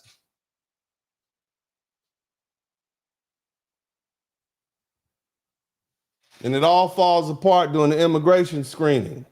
Or you might have your private suspicion. I mean, hell, you all say you're known for your education, but I think the rest of the world would say you all are known for having a scamming culture. And it starts in the womb. Your mama has scammed your daddy.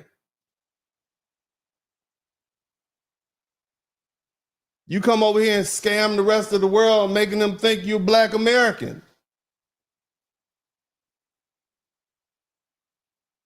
See, deception destroys families. And the fact that this is just coming out, it tells us everything. A family built on falsehood is already damaged. See, disclosure doesn't cause the wound. Revealing it is that's all the disclosure. It just reveals the wound. The wound is already there. And now here's the part you Nigerians need to hear clearly, especially when you start lecturing foundational Black Americans. You can't tell us you're the most educated while presiding over one of the highest documented rates of paternity fraud on the planet. Y'all can't even trust each other. Education is supposed to reduce fraud, not coexist comfortably with it. And if paternity fraud is this widespread, if biological trust is this casually disconnected from responsibility, then the question naturally follows, what else are you all fraudulent about? And see, that's not rhetorical, that is structural. If lineage can be falsified, if verification is shamed, if silence is rewarded, if deception carries no penalty, then the problem is not limited to families. It extends to contracts. It extends to your banking institutions. It extends to your politics. It extends to you all's national reputation. And that's the real issue that foundational Black Americans have, because Nigerians don't come here quietly either. They come here claiming authority. They claim leadership. They claim superiority over people whose lineage was destroyed by force, not obscured by choice. See, you Nigerians, your problem is not your intelligence, it's your accountability. That's your problem. You understand? And until you all are willing to confront the honestly talk about what's really going on. Your talks of superiority or having this superior culture is hollow to me. Education without truth is just a decoration. And decoration does not build civilizations. Now let's keep on moving. Let's talk about this year of return. Shout out to all the people from Ghana. The year of return. Okay, everybody was talking about the year of return. Everybody talking about come home. Everybody talking about Mother Africa. No, you don't need to return to Ghana. You need to return that baby to the baby daddy. That's what you need to do. Let's start there. Shout out to Cosman. You all need to return your baby to the baby daddy. See, Ghana likes to present itself as the intellectual, cultural, moral background of blackness, calm, educated, ordered, a place that looks down on the chaos of the diaspora, especially Black Americans. We don't want those Black Americans over here. But when you strip these slogans away, what you see is Ghana is not, it doesn't have the moral clarity it needs to. You see institutional confusion dressed up like tradition. Ghana is treated differently from Jamaica and Nigeria, not because the problem is smaller, but because the Ghanaians are more honest about how the mess is produced. They don't deny paternity fraud. They debate its mechanism.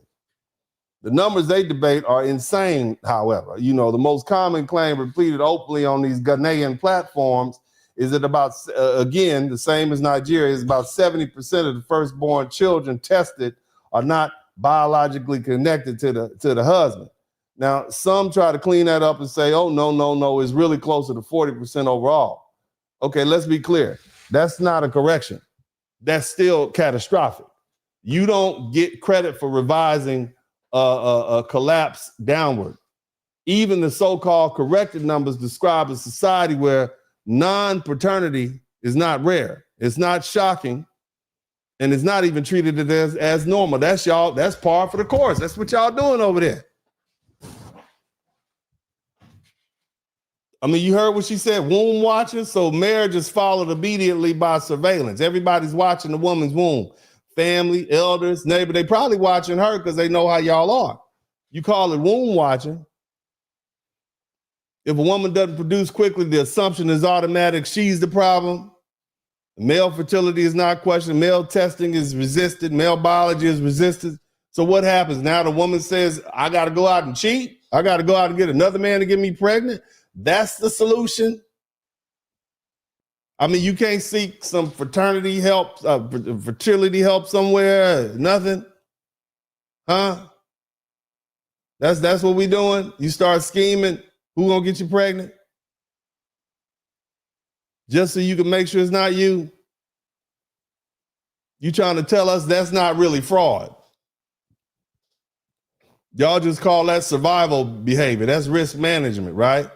But once that child is born, then the hard lie, that lie hardens into structure. The husband is assigned fatherhood. And then guess what? The truth is buried. And everyone moves on like nothing happened. That's not culture, family. That's organized silence. And let's talk about the audacity. Okay, let's get that out there. The audacity. You folk telling Black Americans to come home, telling us Africa is more moral than the United States, more grounded, more authentic. But you can tell me to come home when you don't even know whose home the child belongs to. Think about that. That's not spiritual death. That's administrative chaos. And when we talk about mandatory DNA tests, this is exactly why across these Ghanaian voices across genders and ideology conclude that DNA tests need to be mandatory. You all have a problem. You have a problem. You understand me? So to me, Ghana is not some sort of a romantic return home. I don't want to bring children over there and have children over there, and then I lose my whole lineage because my sons and daughters are out there having sex with people that are not even married. That don't even make sense. Why would I? That's terrible.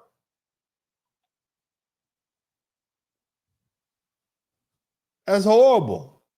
So before you all start telling Black Americans to return to Africa, return the children to their fathers. Okay? That's what you do. That's what y'all focus on. Now let's go to Uganda. We all over. And this is a special case. You all, Uganda shows, let me tell you, Uganda has a very bloody historical memory. And it collides at this particular point with this modern verification, and it shows that they refuse to adapt. Uganda is not new to violence. And this is a country that lived through Idi Amin, a dictator whose rule normalized brutality, paranoia, and unchecked male authority. Tens of thousands of people were unalive. Families disappeared. Power operated without restraint. And that history matters because of this particular conversation we're about to have. Because see, culture doesn't reset just because time passes. And so now, as we bring Uganda into this conversation, I want to give you a live demonstration of what happens when truth moves faster than tradition. Unlike those other countries where paternity fraud is debated online or academically, Uganda experienced a rapid visual collision between DNA testing, DV, and state control. Okay? And the spark was simple. A widely circulated report claimed that a powerful Ugandan businessman known for having multiple wives and mistresses requested paternity tests, and he was found to be the father of only 15 of his 25 children. Now, that's a lot of kids, okay? But he got a 60% batting average, okay? I just want you to understand that he's got 25 kids and only 15 or 60% of his children belong to him. Okay?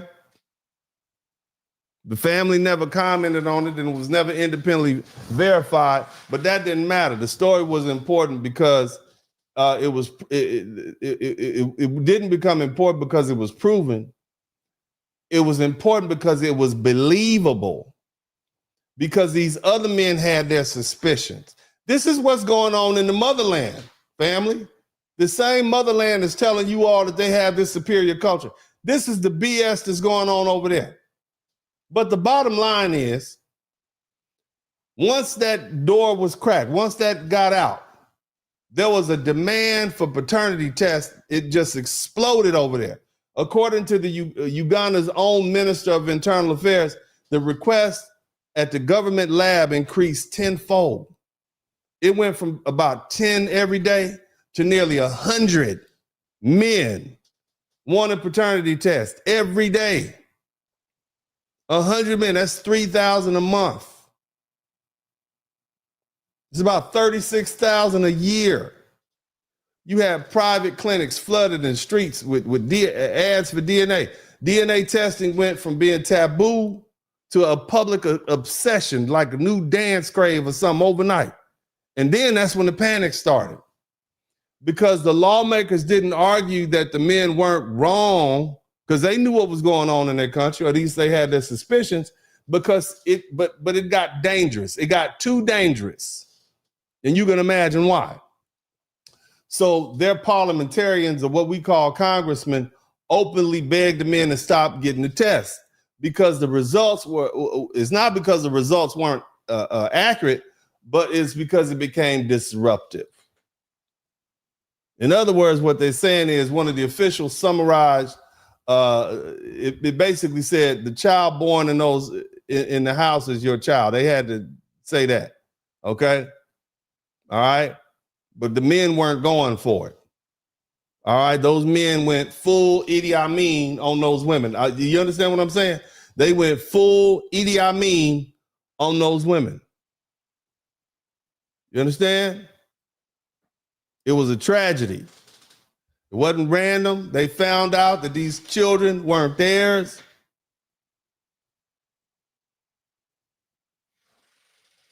They already come from a society where you can't tell these men that it teaches them that what they do is unquestionable, and they went hands-free.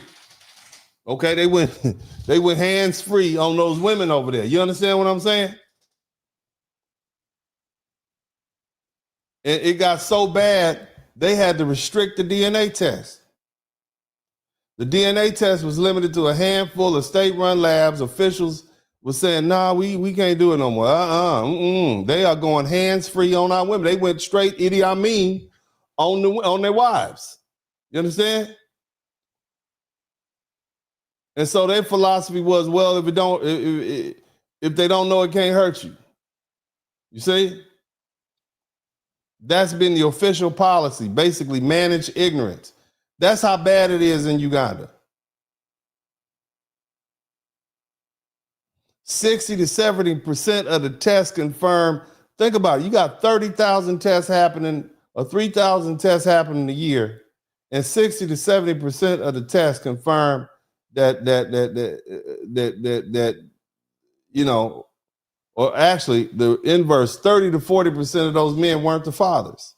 So 60 to 70% were, but 30 to 40%, that's damn near 4 out of every 10 homes.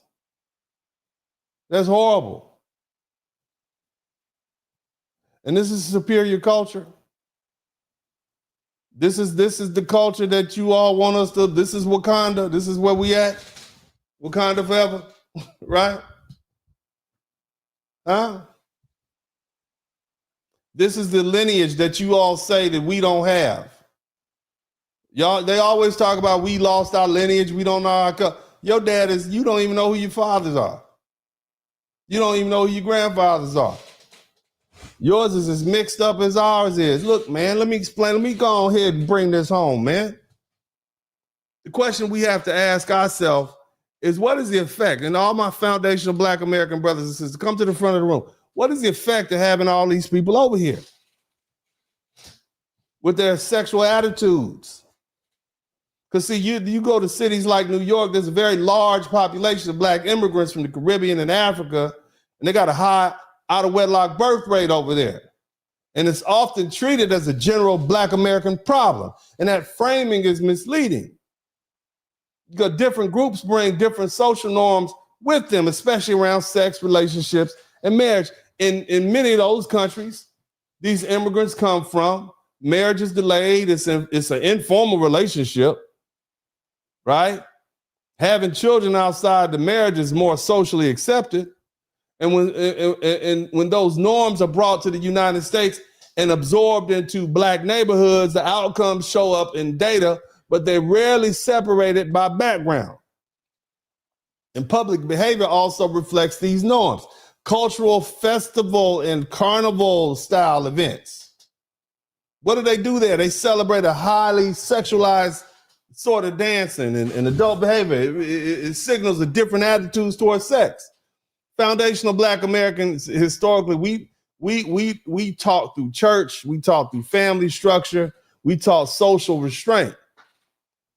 And when these differences are ignored, the entire Black community is blamed for patterns that are not universally ours. The result is foundational Black Americans are judged for cultural behaviors we didn't create, nor do we control. Let's talk about the abortion rate in New York City, where they have a very large Black immigrant population in the nation.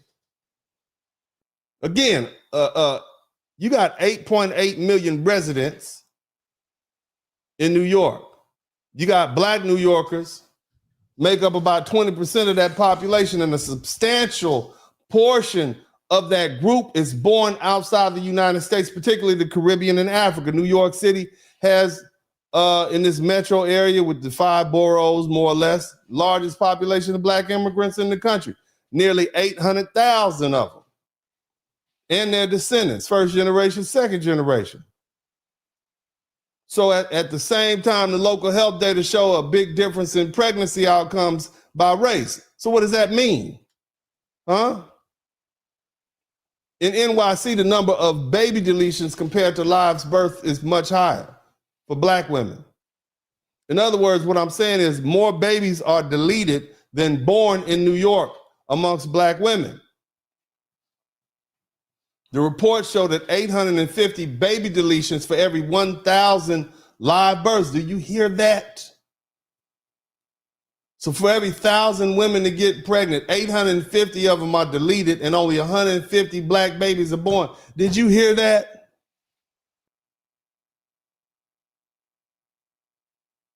Think about that.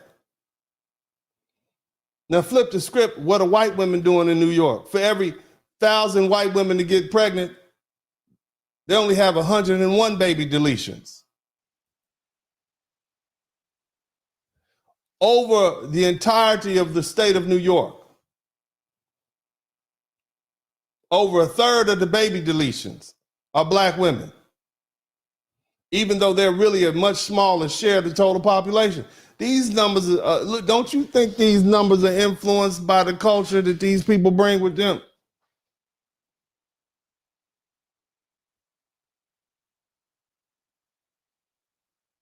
Huh? But if you reduce it down to the public debates, they say, oh, well, that's just how those black people are. Hold on a minute. See, when New York becomes a national stage where black immigrants openly judge black American families, their numbers get mixed into a larger story about black culture as a whole. And this creates a problem. See, first, black Americans and black immigrants are not the same group. Our histories, backgrounds, experiences are different.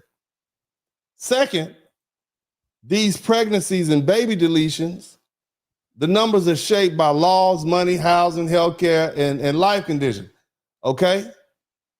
Not by whether one group has better morals or better understanding of family values than another.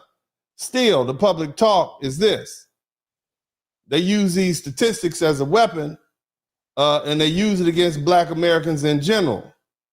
You see? They never mention the fact that they have this huge population of black immigrants there.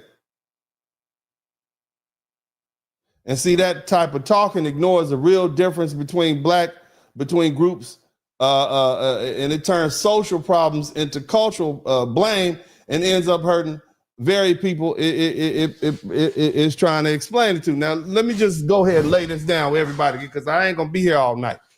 Y'all nasty. That's the quiet part. Y'all are nasty. And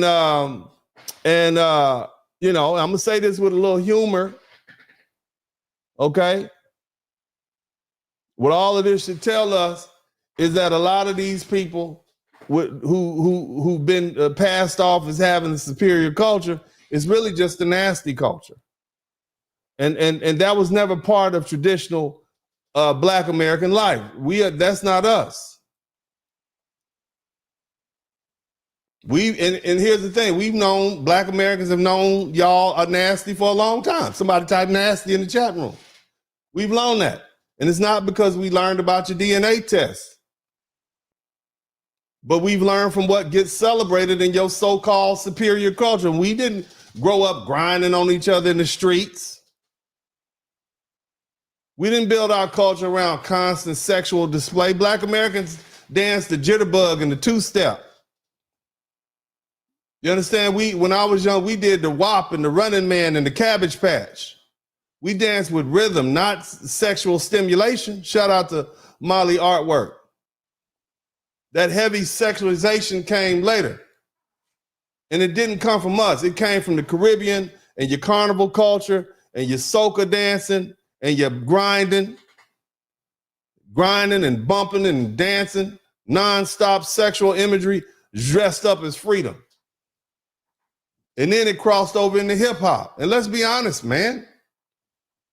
Since y'all always got something to say to black folk, let's talk about you. You don't like this, do you? It makes you uncomfortable, don't it? But yet y'all got the unmitigated gall to open your big mouths and say something bad about black folks. Let's talk about hip hop. Who are the artists that push rap in this degenerate direction? They weren't foundational black Americans. They were Uncle Luke from the Caribbean. They were Nicki Minaj from the Caribbean. They were Lil' Kim from the Caribbean. Whole wave of immigrant influence took rap away from storytelling and struggle and rhythm and pushed it to shock, sex, and spectacle. Y'all was nasty then, and you're nasty now. Now, at first we laughed. It was fun. It was entertainment. But now we're not laughing anymore. Because when you look at the outcomes, the broken families, the paternity confusion, the baby deletion spikes, the identity collapse, it's clear that what looked like fun was actually a set of values being imported and normalized from these countries. And here's the part that makes this darkly funny for Black Americans. The same people exporting this culture have spent years telling us we have no culture. Somebody type no culture in the chat room. They've been telling us we're broken. These people have been telling us we're dysfunctional, that they're morally superior. Meanwhile, they brought this very behavior that gets blamed on us up here. That's a hell of a joke played on us. You got foundational Black Americans getting blamed for a sexually over-sexualized culture we didn't create. We didn't celebrate it, and we damn sure didn't teach it to our children. Yet somehow we're the ones being told we're uncivilized, we're over-sexual. So yeah, we can laugh a little bit now because it's funny, I guess, but because, I mean, damn, the hypocrisy is obvious. This is about, I'm not hating anybody. I'm just calling out what I see. If you're going to judge foundational Black Americans, you don't get to pretend your exports didn't change the room, family. You're not going to claim superiority. You don't get to hide from the outcomes of what you brought with you from Jamaica and Trinidad and Ghana and Nigeria. And that's why this conversation matters, because Black Americans didn't lose our culture. We've been misrepresented. And now that the data, the history, and the outcomes are lining up, it's time to stop taking the blame and start telling the truth. That's not a joke. That's a lesson. Now, I want everybody in Atlanta, Georgia, to type HEL in the chat room. Because, see, we're going to continue this conversation. I'm going to make it uncomfortable. Let's talk about an open secret nobody likes to say out loud. Atlanta, Georgia. Atlanta's reputation today in 2026, not feelings, I'm talking about reputation. How this city is discussed nationally and internationally, Atlanta is now regularly described in the media, entertainment, and nightlife culture as a place of anything goes type behavior. Am I telling the truth? A city where excess is normalized, where boundaries are loose, where identity, experimentation, and sexual libertinism and nonstop nightlife are not fringe, but they're part of the brand. People openly call Atlanta the gay capital, the party capital, the hookup capital. And Atlanta didn't start off this way. In the 1960s, Atlanta was about discipline, it was about structure, it was about purpose. In 1965, Atlanta was about marches, not mayhem. It was about strategy. It was about organization. It was about building institutions. That was foundational Black America's Mecca at work. Even in the 1980s, Atlanta was still grounded in church-centered activities. It was family-oriented. It was respectable. You could raise children there without feeling like you were fighting chaos every damn day. That version of Atlanta is gone. It is now nostalgia. You understand? So what changed? What changed was migration. Not migration in the abstract, but who migrated there and from where? And what cultural habits came with them? See, starting in the 1980s, it started picking up speed in the 1990s. What was happening in Atlanta? Atlanta became a major destination for people moving from the East Coast, especially New York, and that part is verifiable. They wanted to move down south. And what followed was a clear cultural shift. Atlanta didn't just grow, it absorbed. And one of the clear signs of that shift is Freaknik. There was no Freaknik in 1965. It didn't exist during the civil rights movement. It didn't come from marches or or church basements. Freaknik started in the 1980s as a small little picnic for black college students. And in the 1990s, it exploded into this massive street festival, nationally known for its excess, its spectacle, its hypersexualized behavior. And that timeline is documented. Freaknik didn't come before the migration surge of all these immigrants coming from overseas to New York. You see those same students went down to Atlanta to attend our elite HBCUs. Schools built for foundational Black Americans by foundational Black Americans for our uplift and our leadership. Morehouse Man, Clark Atlanta, Spelman. Right there in the, was it the ACU or whatever? And Atlanta University Complex, AUC. But guess what happened? That surrounding culture started swallowing the mission. What should have been about education and discipline became about nightlife and clout and indulgence. Atlanta shifted from being known as a Black mecca of opportunity to being seen as a Black mecca of excess. Image over substance, sex over structure, attention over accountability. And yes, it was them with their nasty selves. You hear how people talk about Atlanta right now? It's not because Atlanta lacks Black excellence. It's always been that. But it's because of the behavioral culture around it has changed.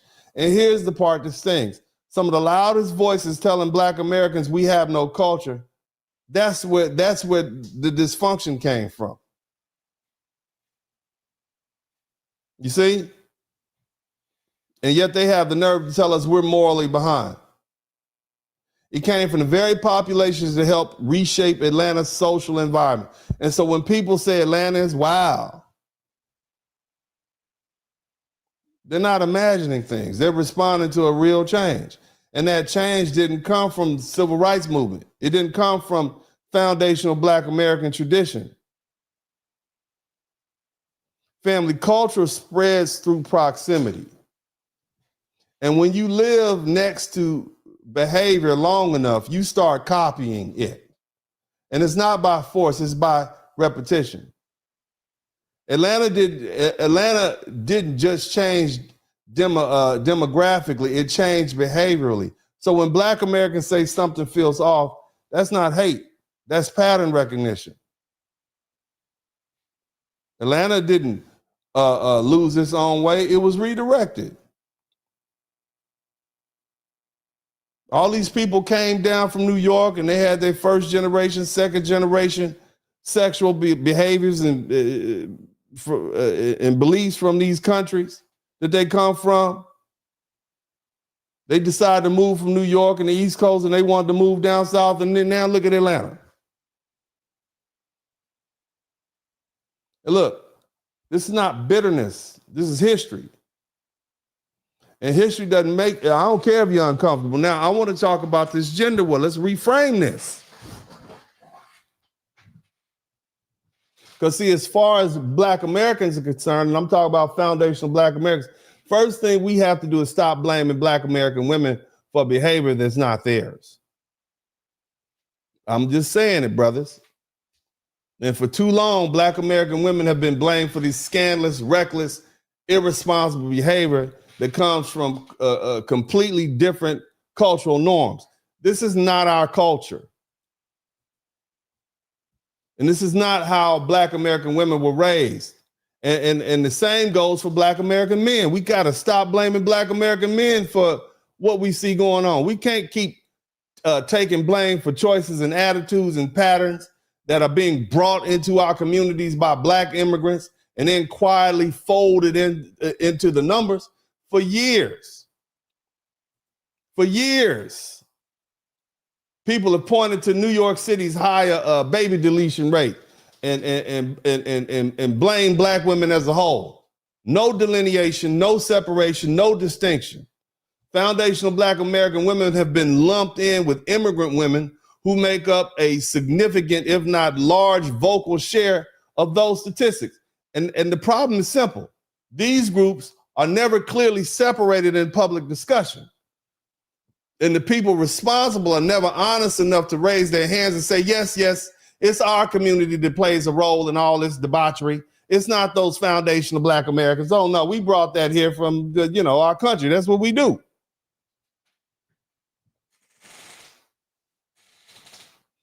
And until we tell the truth and draw clear lines, foundational Black Americans, we're going to keep being judged for problems that we did not create.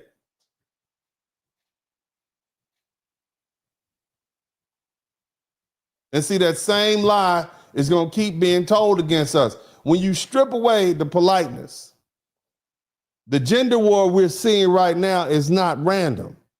And it didn't start here.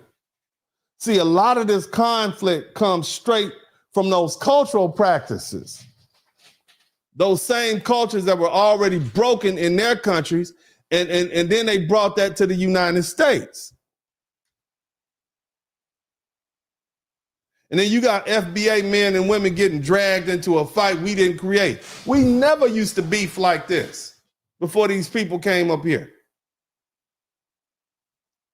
Can you imagine how angry you would be with women if generally speaking in your culture, all the children, it's a question as to who their daddy would be? Can you imagine how angry you would be as a man? What about the women? This is the culture they passing down to their children, this sneaky, shady, fraudulent, anything goes culture, this get the bag culture. Where you think it came from, this hypersexualized culture, no restraint?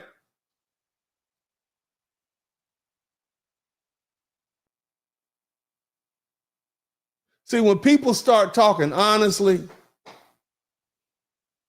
the accusations are direct.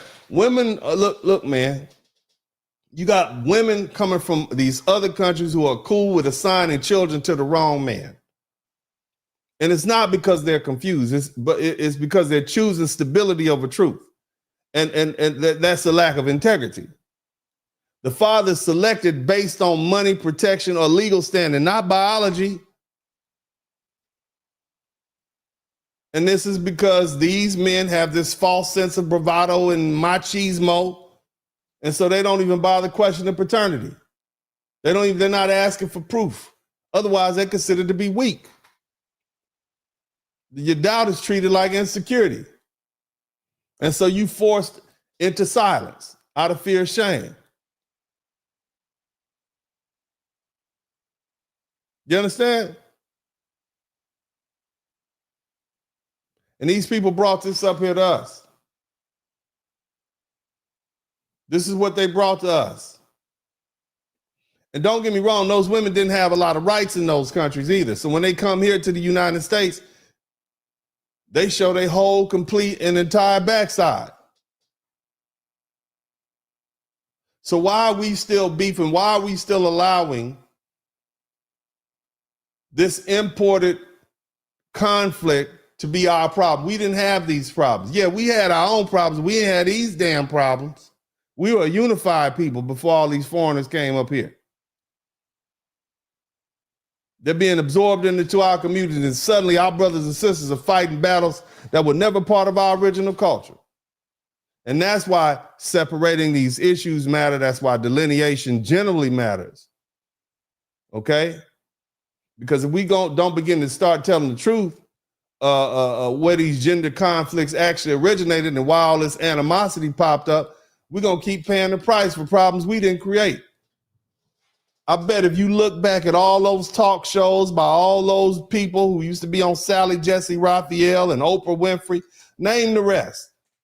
I bet you will find that a lot of those people were either first generation, second generation immigrants, or they lived in cities like New York where that culture was pervasive and those foundational Black Americans just absorbed it.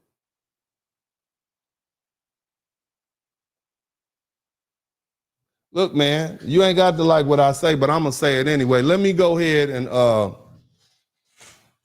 bring this on home. See, there's another layer people don't want to deal with. And let me hold on a minute. Before I get to that, look, are y'all learning something?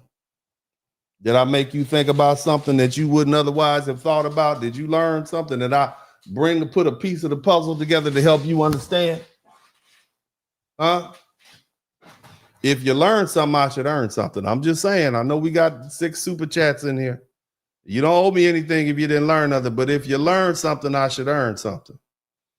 The other thing is, and the only thing I'm going to require you all to do is help me get to 100,000. Okay? Right now, we are about 300 people short of getting to 91,000 subscribers. So I'm going to need you all to subscribe to the channel right now. I'm going to need you to go ahead and do that. Subscribe to the channel right now. Take your time. Hit the like button. Subscribe to the channel. Don't do me wrong. Okay? I've been on here too long. So I need you all to help me do what I need to do. And it might just be vanity numbers. I'm doing it because I want to have 100,000 too. I want to have a little plaque up on the wall. And when I get the little plaque, I'll put it right down there. For y'all to see, it's going to say the Dennis Spurling Podcast. See, I bring to you what you need to hear, and it's timely. I'm not going to sit up here and talk to you all about relationships and, oh yeah, women didn't do that. I'm going to put it in historical context so you can say, well, where did that come from? Well, what about this? So you'll know the right questions to ask. See, I am tired, like many of you, I am sick and tired of foundational Black Americans being burdened down with a brunt of this country's issues and problems. No, we're going to spread this blame around. We're going to give it back to the people who deserve it. You're not going to come up here and crap all over our country and our culture and then say it's our fault. No, we're not going to do that. It's a new day. We're not blame shifting. We're giving people what they deserve. Now, again, I'm going to need you all to go ahead and subscribe to the channel if you haven't done it by now. Another thing is, if you've been involved in a motor vehicle accident in any location in the United States, go ahead and give me a call. You can reach me at 713-229-0770 because clearly, this is not my main source of income. Okay, clearly, I'm not making with 6 super chats. I am not going to make enough money and haven't made enough money to maintain my lifestyle. But if you would like to support me, go ahead and hit me at 713-229-0770. That's the number across the bottom of the screen. You've been involved in a car accident, go ahead and give me a call. All right. If you like a consultation, hit me up at spurlingdennis@gmail.com. I'll talk to you, help you get your business started. I don't mind. Okay. Got 7 super chats. That's cool. Thank you so much. I appreciate that. We need to stop all this beefing. Black American men, Black American women. We need to stop all this. Where'd the beef come from? Why are we even beefing? We don't have these issues. Y'all know who y'all granddaddy was. Y'all know who y'all grandmama was. Y'all know who your great granddaddy was. You know who your kids are. We didn't have these issues. We know who our people are. It wasn't until all these folks start coming up here with these new cultural norms that things got jumbled up with Black folks. That's not us. We stopped being us in the 1990s. That's when we became the sellout culture. We started selling dope to each other, destroying the community. That's never been us. We've always been unified. So where did that come from? Shout out to Alabama Clay. Thank you. So where did that come from?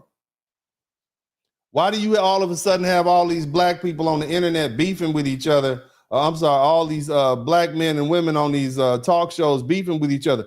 Where were those talk shows based? A lot of them were in New York, a lot of them on the East Coast, and all they had to do is just put a sign out. And you had some child of an immigrant come down there who was going to channel the issues her mothers and aunties had. The good brother Kevin Samuel said a lot of these women who are experiencing these issues never actually experienced them themselves.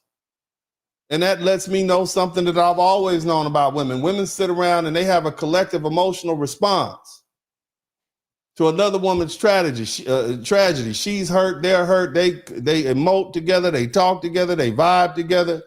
They experience this social emotional recharge or depression, if you will. Little girls sit up and listen to their mamas and their aunties and their stories, and they emote with them, and they feel those feelings. And that's how women learn. So when they get out and about, and and that's why women are so oftentimes so much more emotionally, what's the word I'm looking for? They have so much more emotional intelligence, or high level of emotional intelligence than men, because even as little girls, they sit around and listen to grown women talk about the issues they had with this man and that man and how they felt. And those little girls absorb that. So those same little girls in growing up never maybe actually had these experiences, but they say men ain't, they're the same. All men are dogs. Men ain't shit. We ain't never had that issue in the Black American community. Shout out to Lorraine Morrow. And so you end up dealing with a woman who has all this emotional trauma and opinions, and you ain't had nothing to do with it. Shout out to Eddie Washington. And you ladies in here, you know I'm telling the truth. Some of y'all have to cut some of y'all friends off, because all they do when they do is call you up and complain, and you go up and down with them. Oh, Lord, you got to cut them off, because you can't even focus on your own business. Y'all know I'm telling the truth. So imagine being a little immigrant girl living in New York or living in one of these places, and you hearing all the trauma that your mama and your grandmama and your aunties had to go through with all the men in their family. And here you are in America, never having experienced that. Yet you inherit that emotional burden. And now when your perspective on the life, or your perspective on life about Black men is they ain't shit. It's a reason why so many of the so-called, what do they call it? So-called divestors.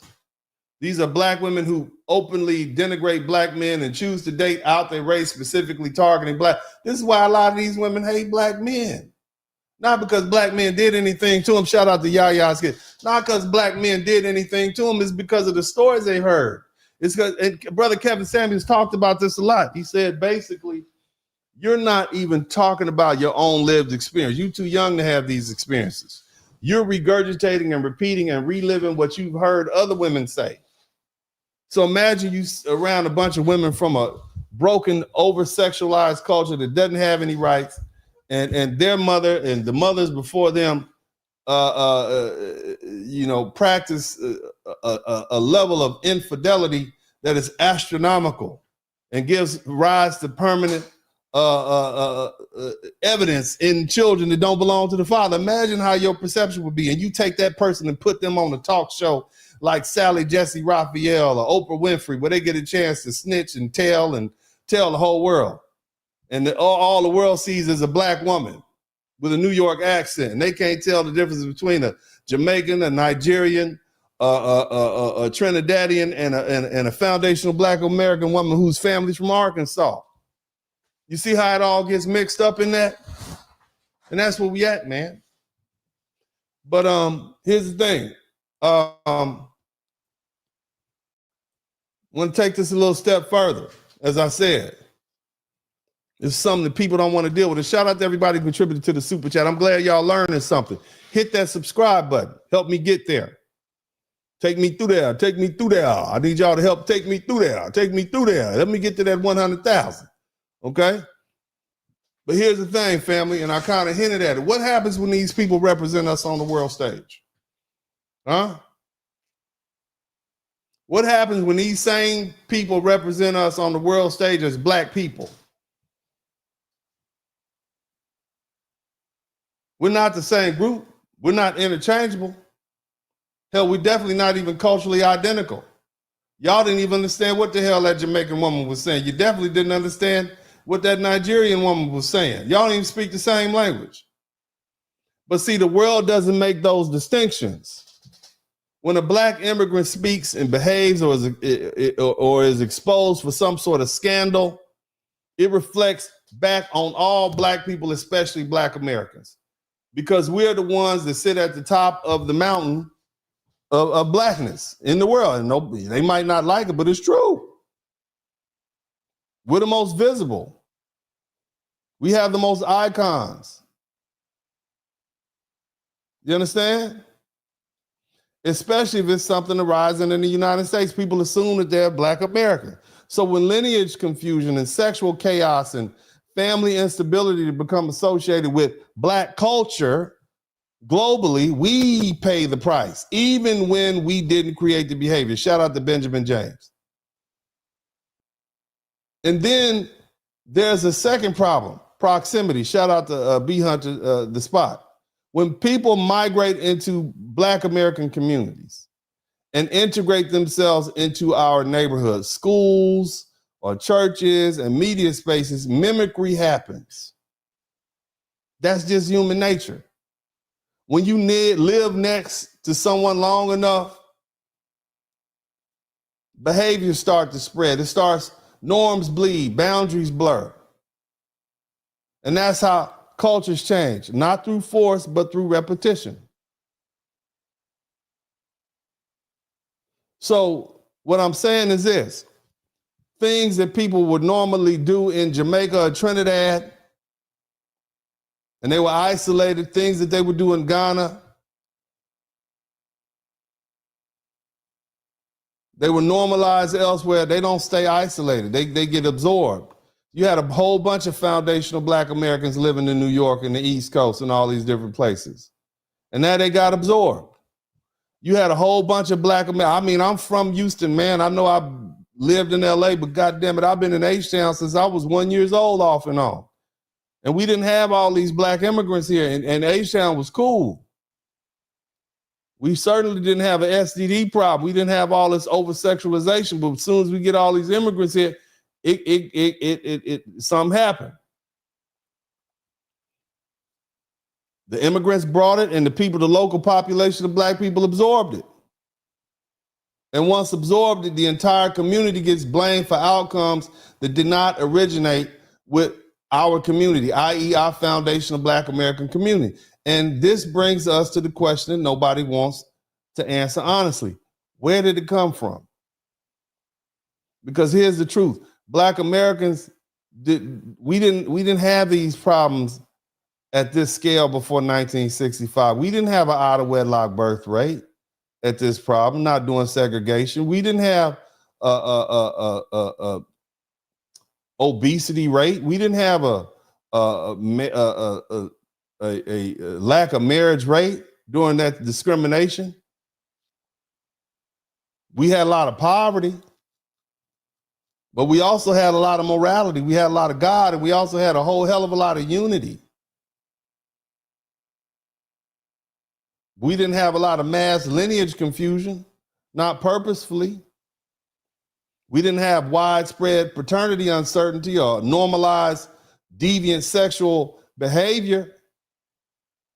It wasn't baked into the culture. So what changed? And I've alluded to this before, and I'm gonna tell you again, the Hart-Celler Immigration Act, that law completely reshaped who was allowed to enter the United States and in what numbers.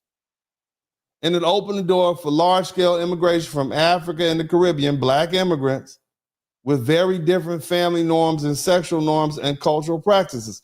You passport bros know what I'm talking about. You know, goddamn, excuse Lord, forgive me. You know darn well because you go down there. You know, most of those women you meet in those countries, whether you talk about Ghana or Africa and Nigeria in general, most of those women have children out of wedlock. Most of them have multiple dating partners. And it's the same thing in the Caribbean. You brothers know that. And the brothers who traveled before that, the military brothers knew that. Somebody said Cardi B. Yeah, that's the culture. Cardi B is now the cultural representation of Black women all across America, even though she has no foundational Black American lineage at all.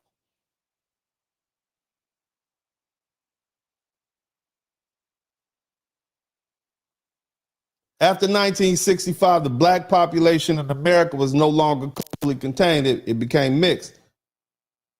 But it didn't have these clear lines, and without honest conversations and without any willingness to separate behaviors by origin.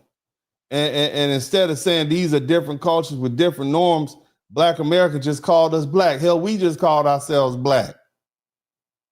So when the baby deletion rates rose in New York City, Black American women took the blame.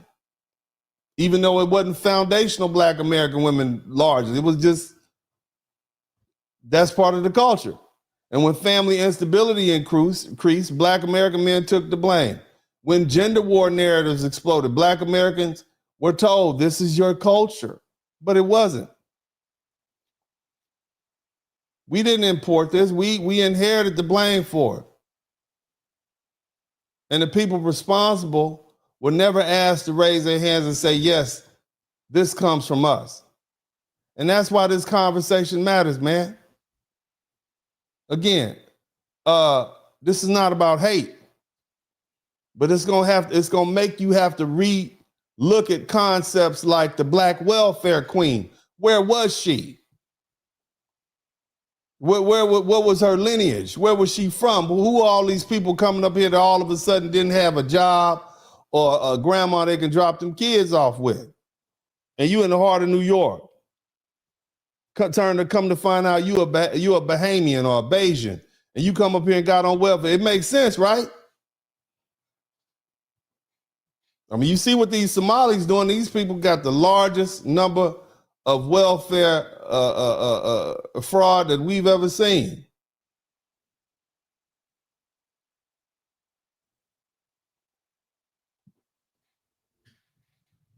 I'm not trying to, hey, look, this is about truth and boundary. I'm not gonna let y'all take this heat.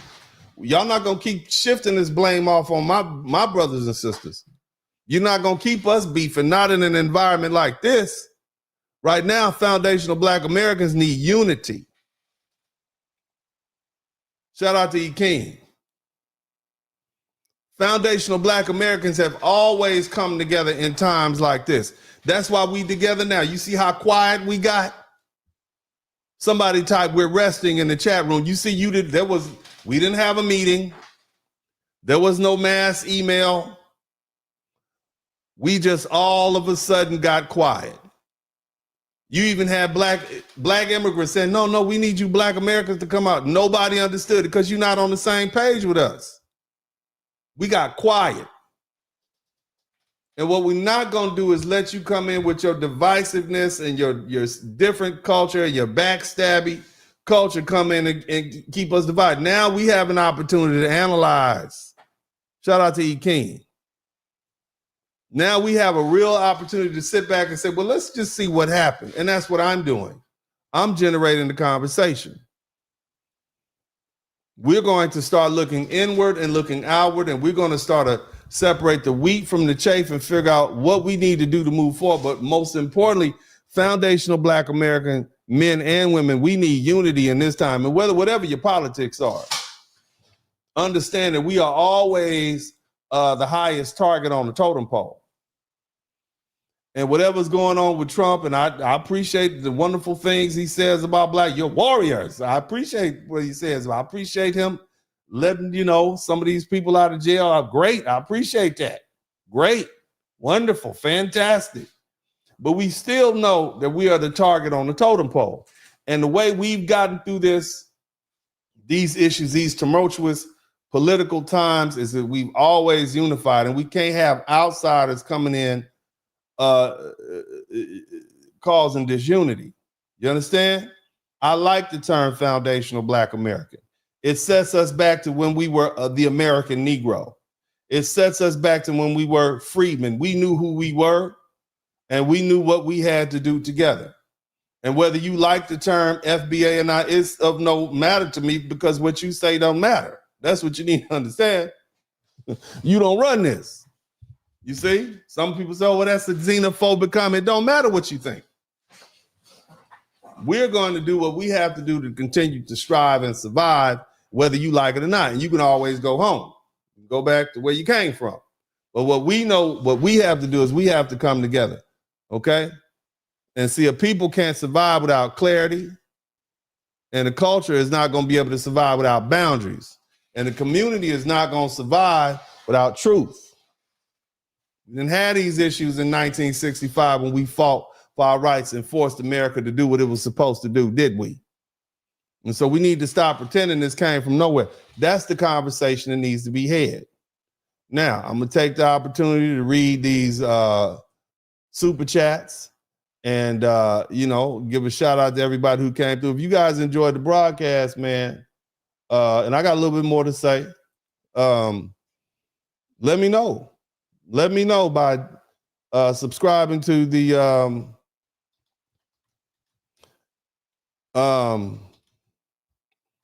channel. Let me know by hitting the like button. And if you learn something, and only if you learn something, you don't owe me a damn thing if you didn't learn anything. If you learn something, I should earn something. Okay? That's where we at. Now, let's go ahead and read these. Let's start with the, let's do this. Start with the Cash App. Shout out to everybody who contributed to the Cash App. Shout out to Mr. Griffin Sr. Thank you so much. Shout out to Johnny Johnson. Thank you so. Shout out to Toot Rev 211. Thank you to Sheila Gill. Thank you so much. Thank you to Cleveland. Appreciate you, Mr. Turner. Everybody who came through. All right.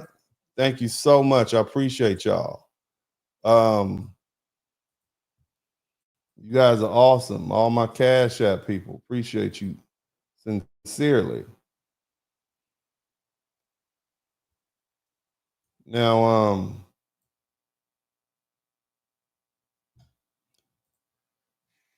I want to go ahead.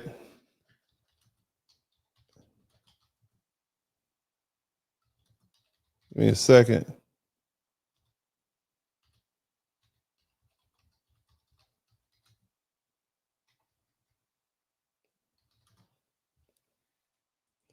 Let me see here. We got 14 super chats. Shout out to Downrange. Shout out to you. Thank you so much, Downrange.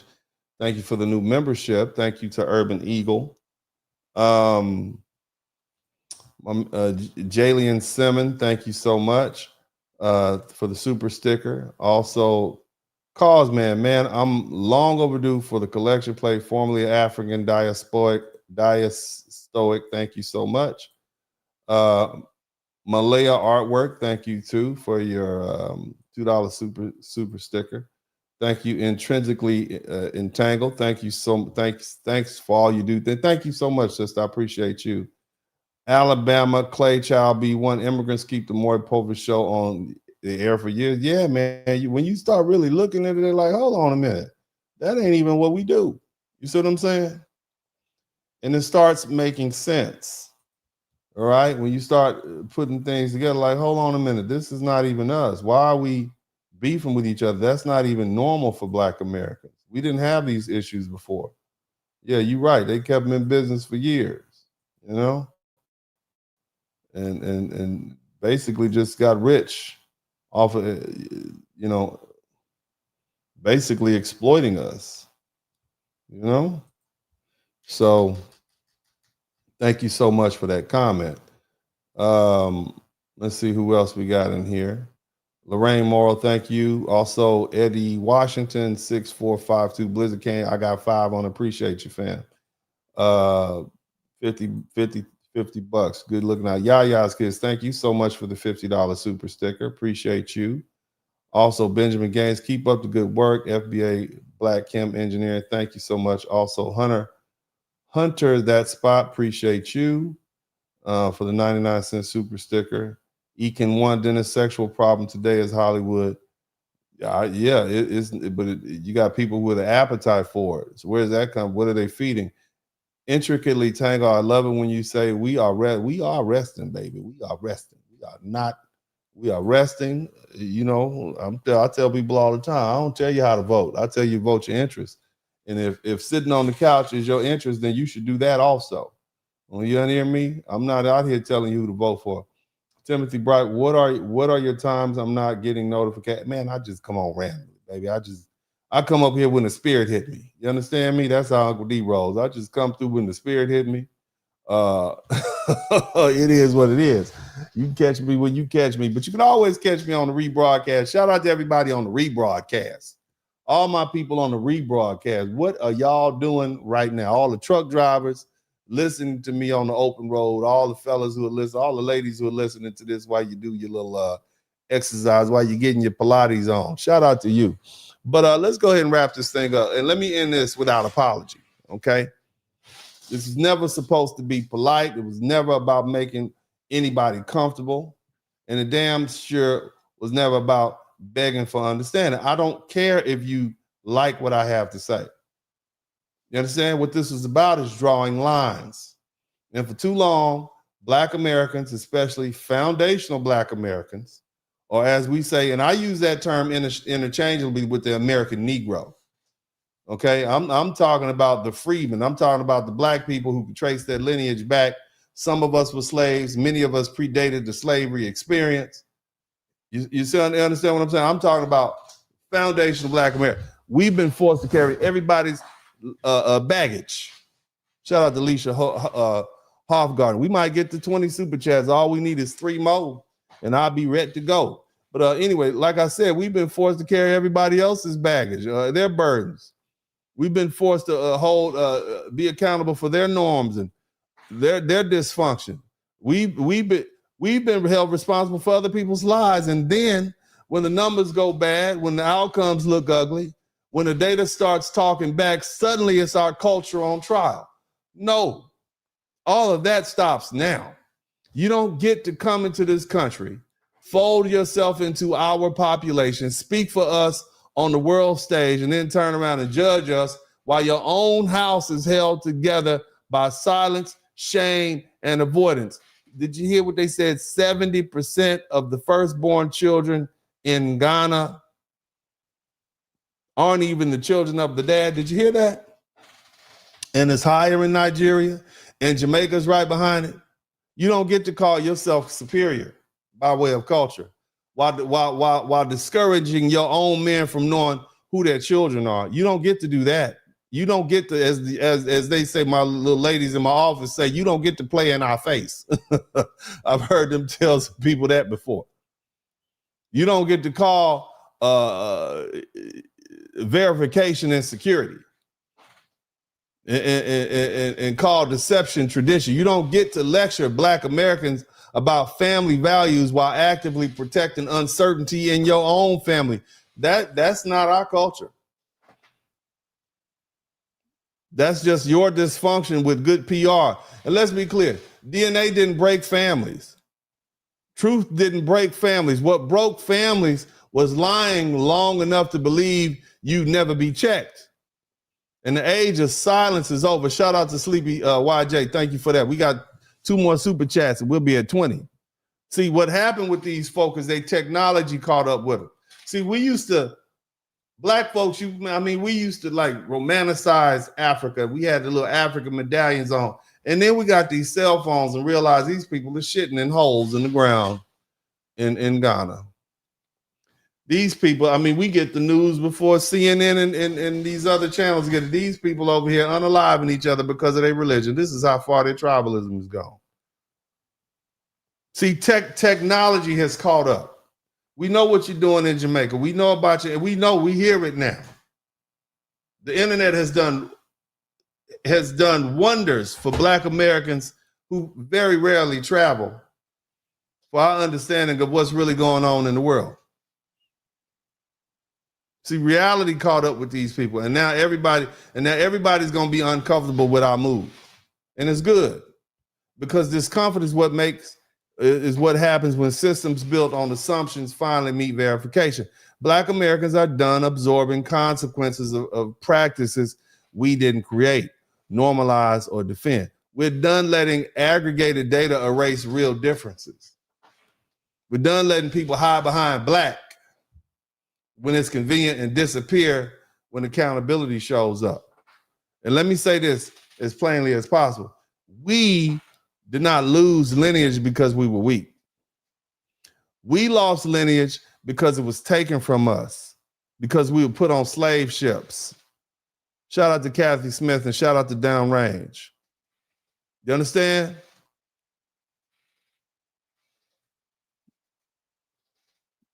Do not confuse that with your cultures, where you all actively choose to go let another man impregnate you, or you as a man choose to impregnate a pregnant woman and let her run off with your baby and another man raise it.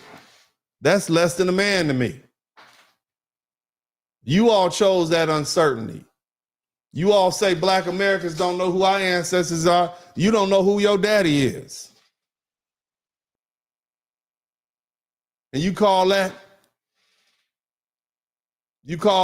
a superior culture? That's your tradition.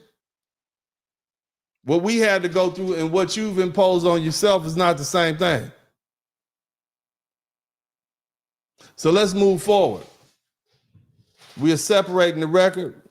We're naming the patterns. And we're done being quiet and polite.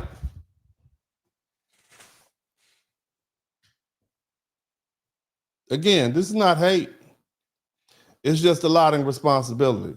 Black America is done carrying everybody else's mess. And that's about all I got to say about this. This is Uncle D, also known as Dennis Spurling. I appreciate y'all coming through here, man. I got 20 super chats. I got this beautiful group of people who came through. Make sure y'all subscribe to the channel. Help me get to 100,000. I need 300 people to subscribe to the channel so I can get to 91,000. Please do that now. I certainly would appreciate that.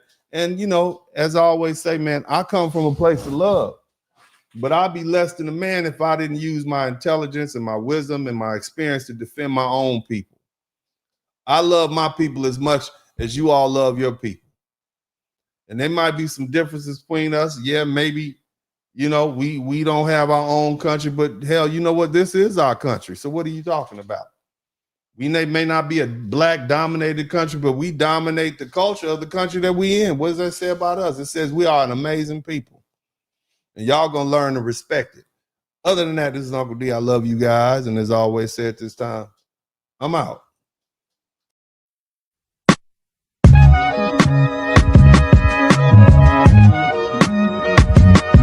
Dennis Spurling Podcast. Hit the like button, subscribe.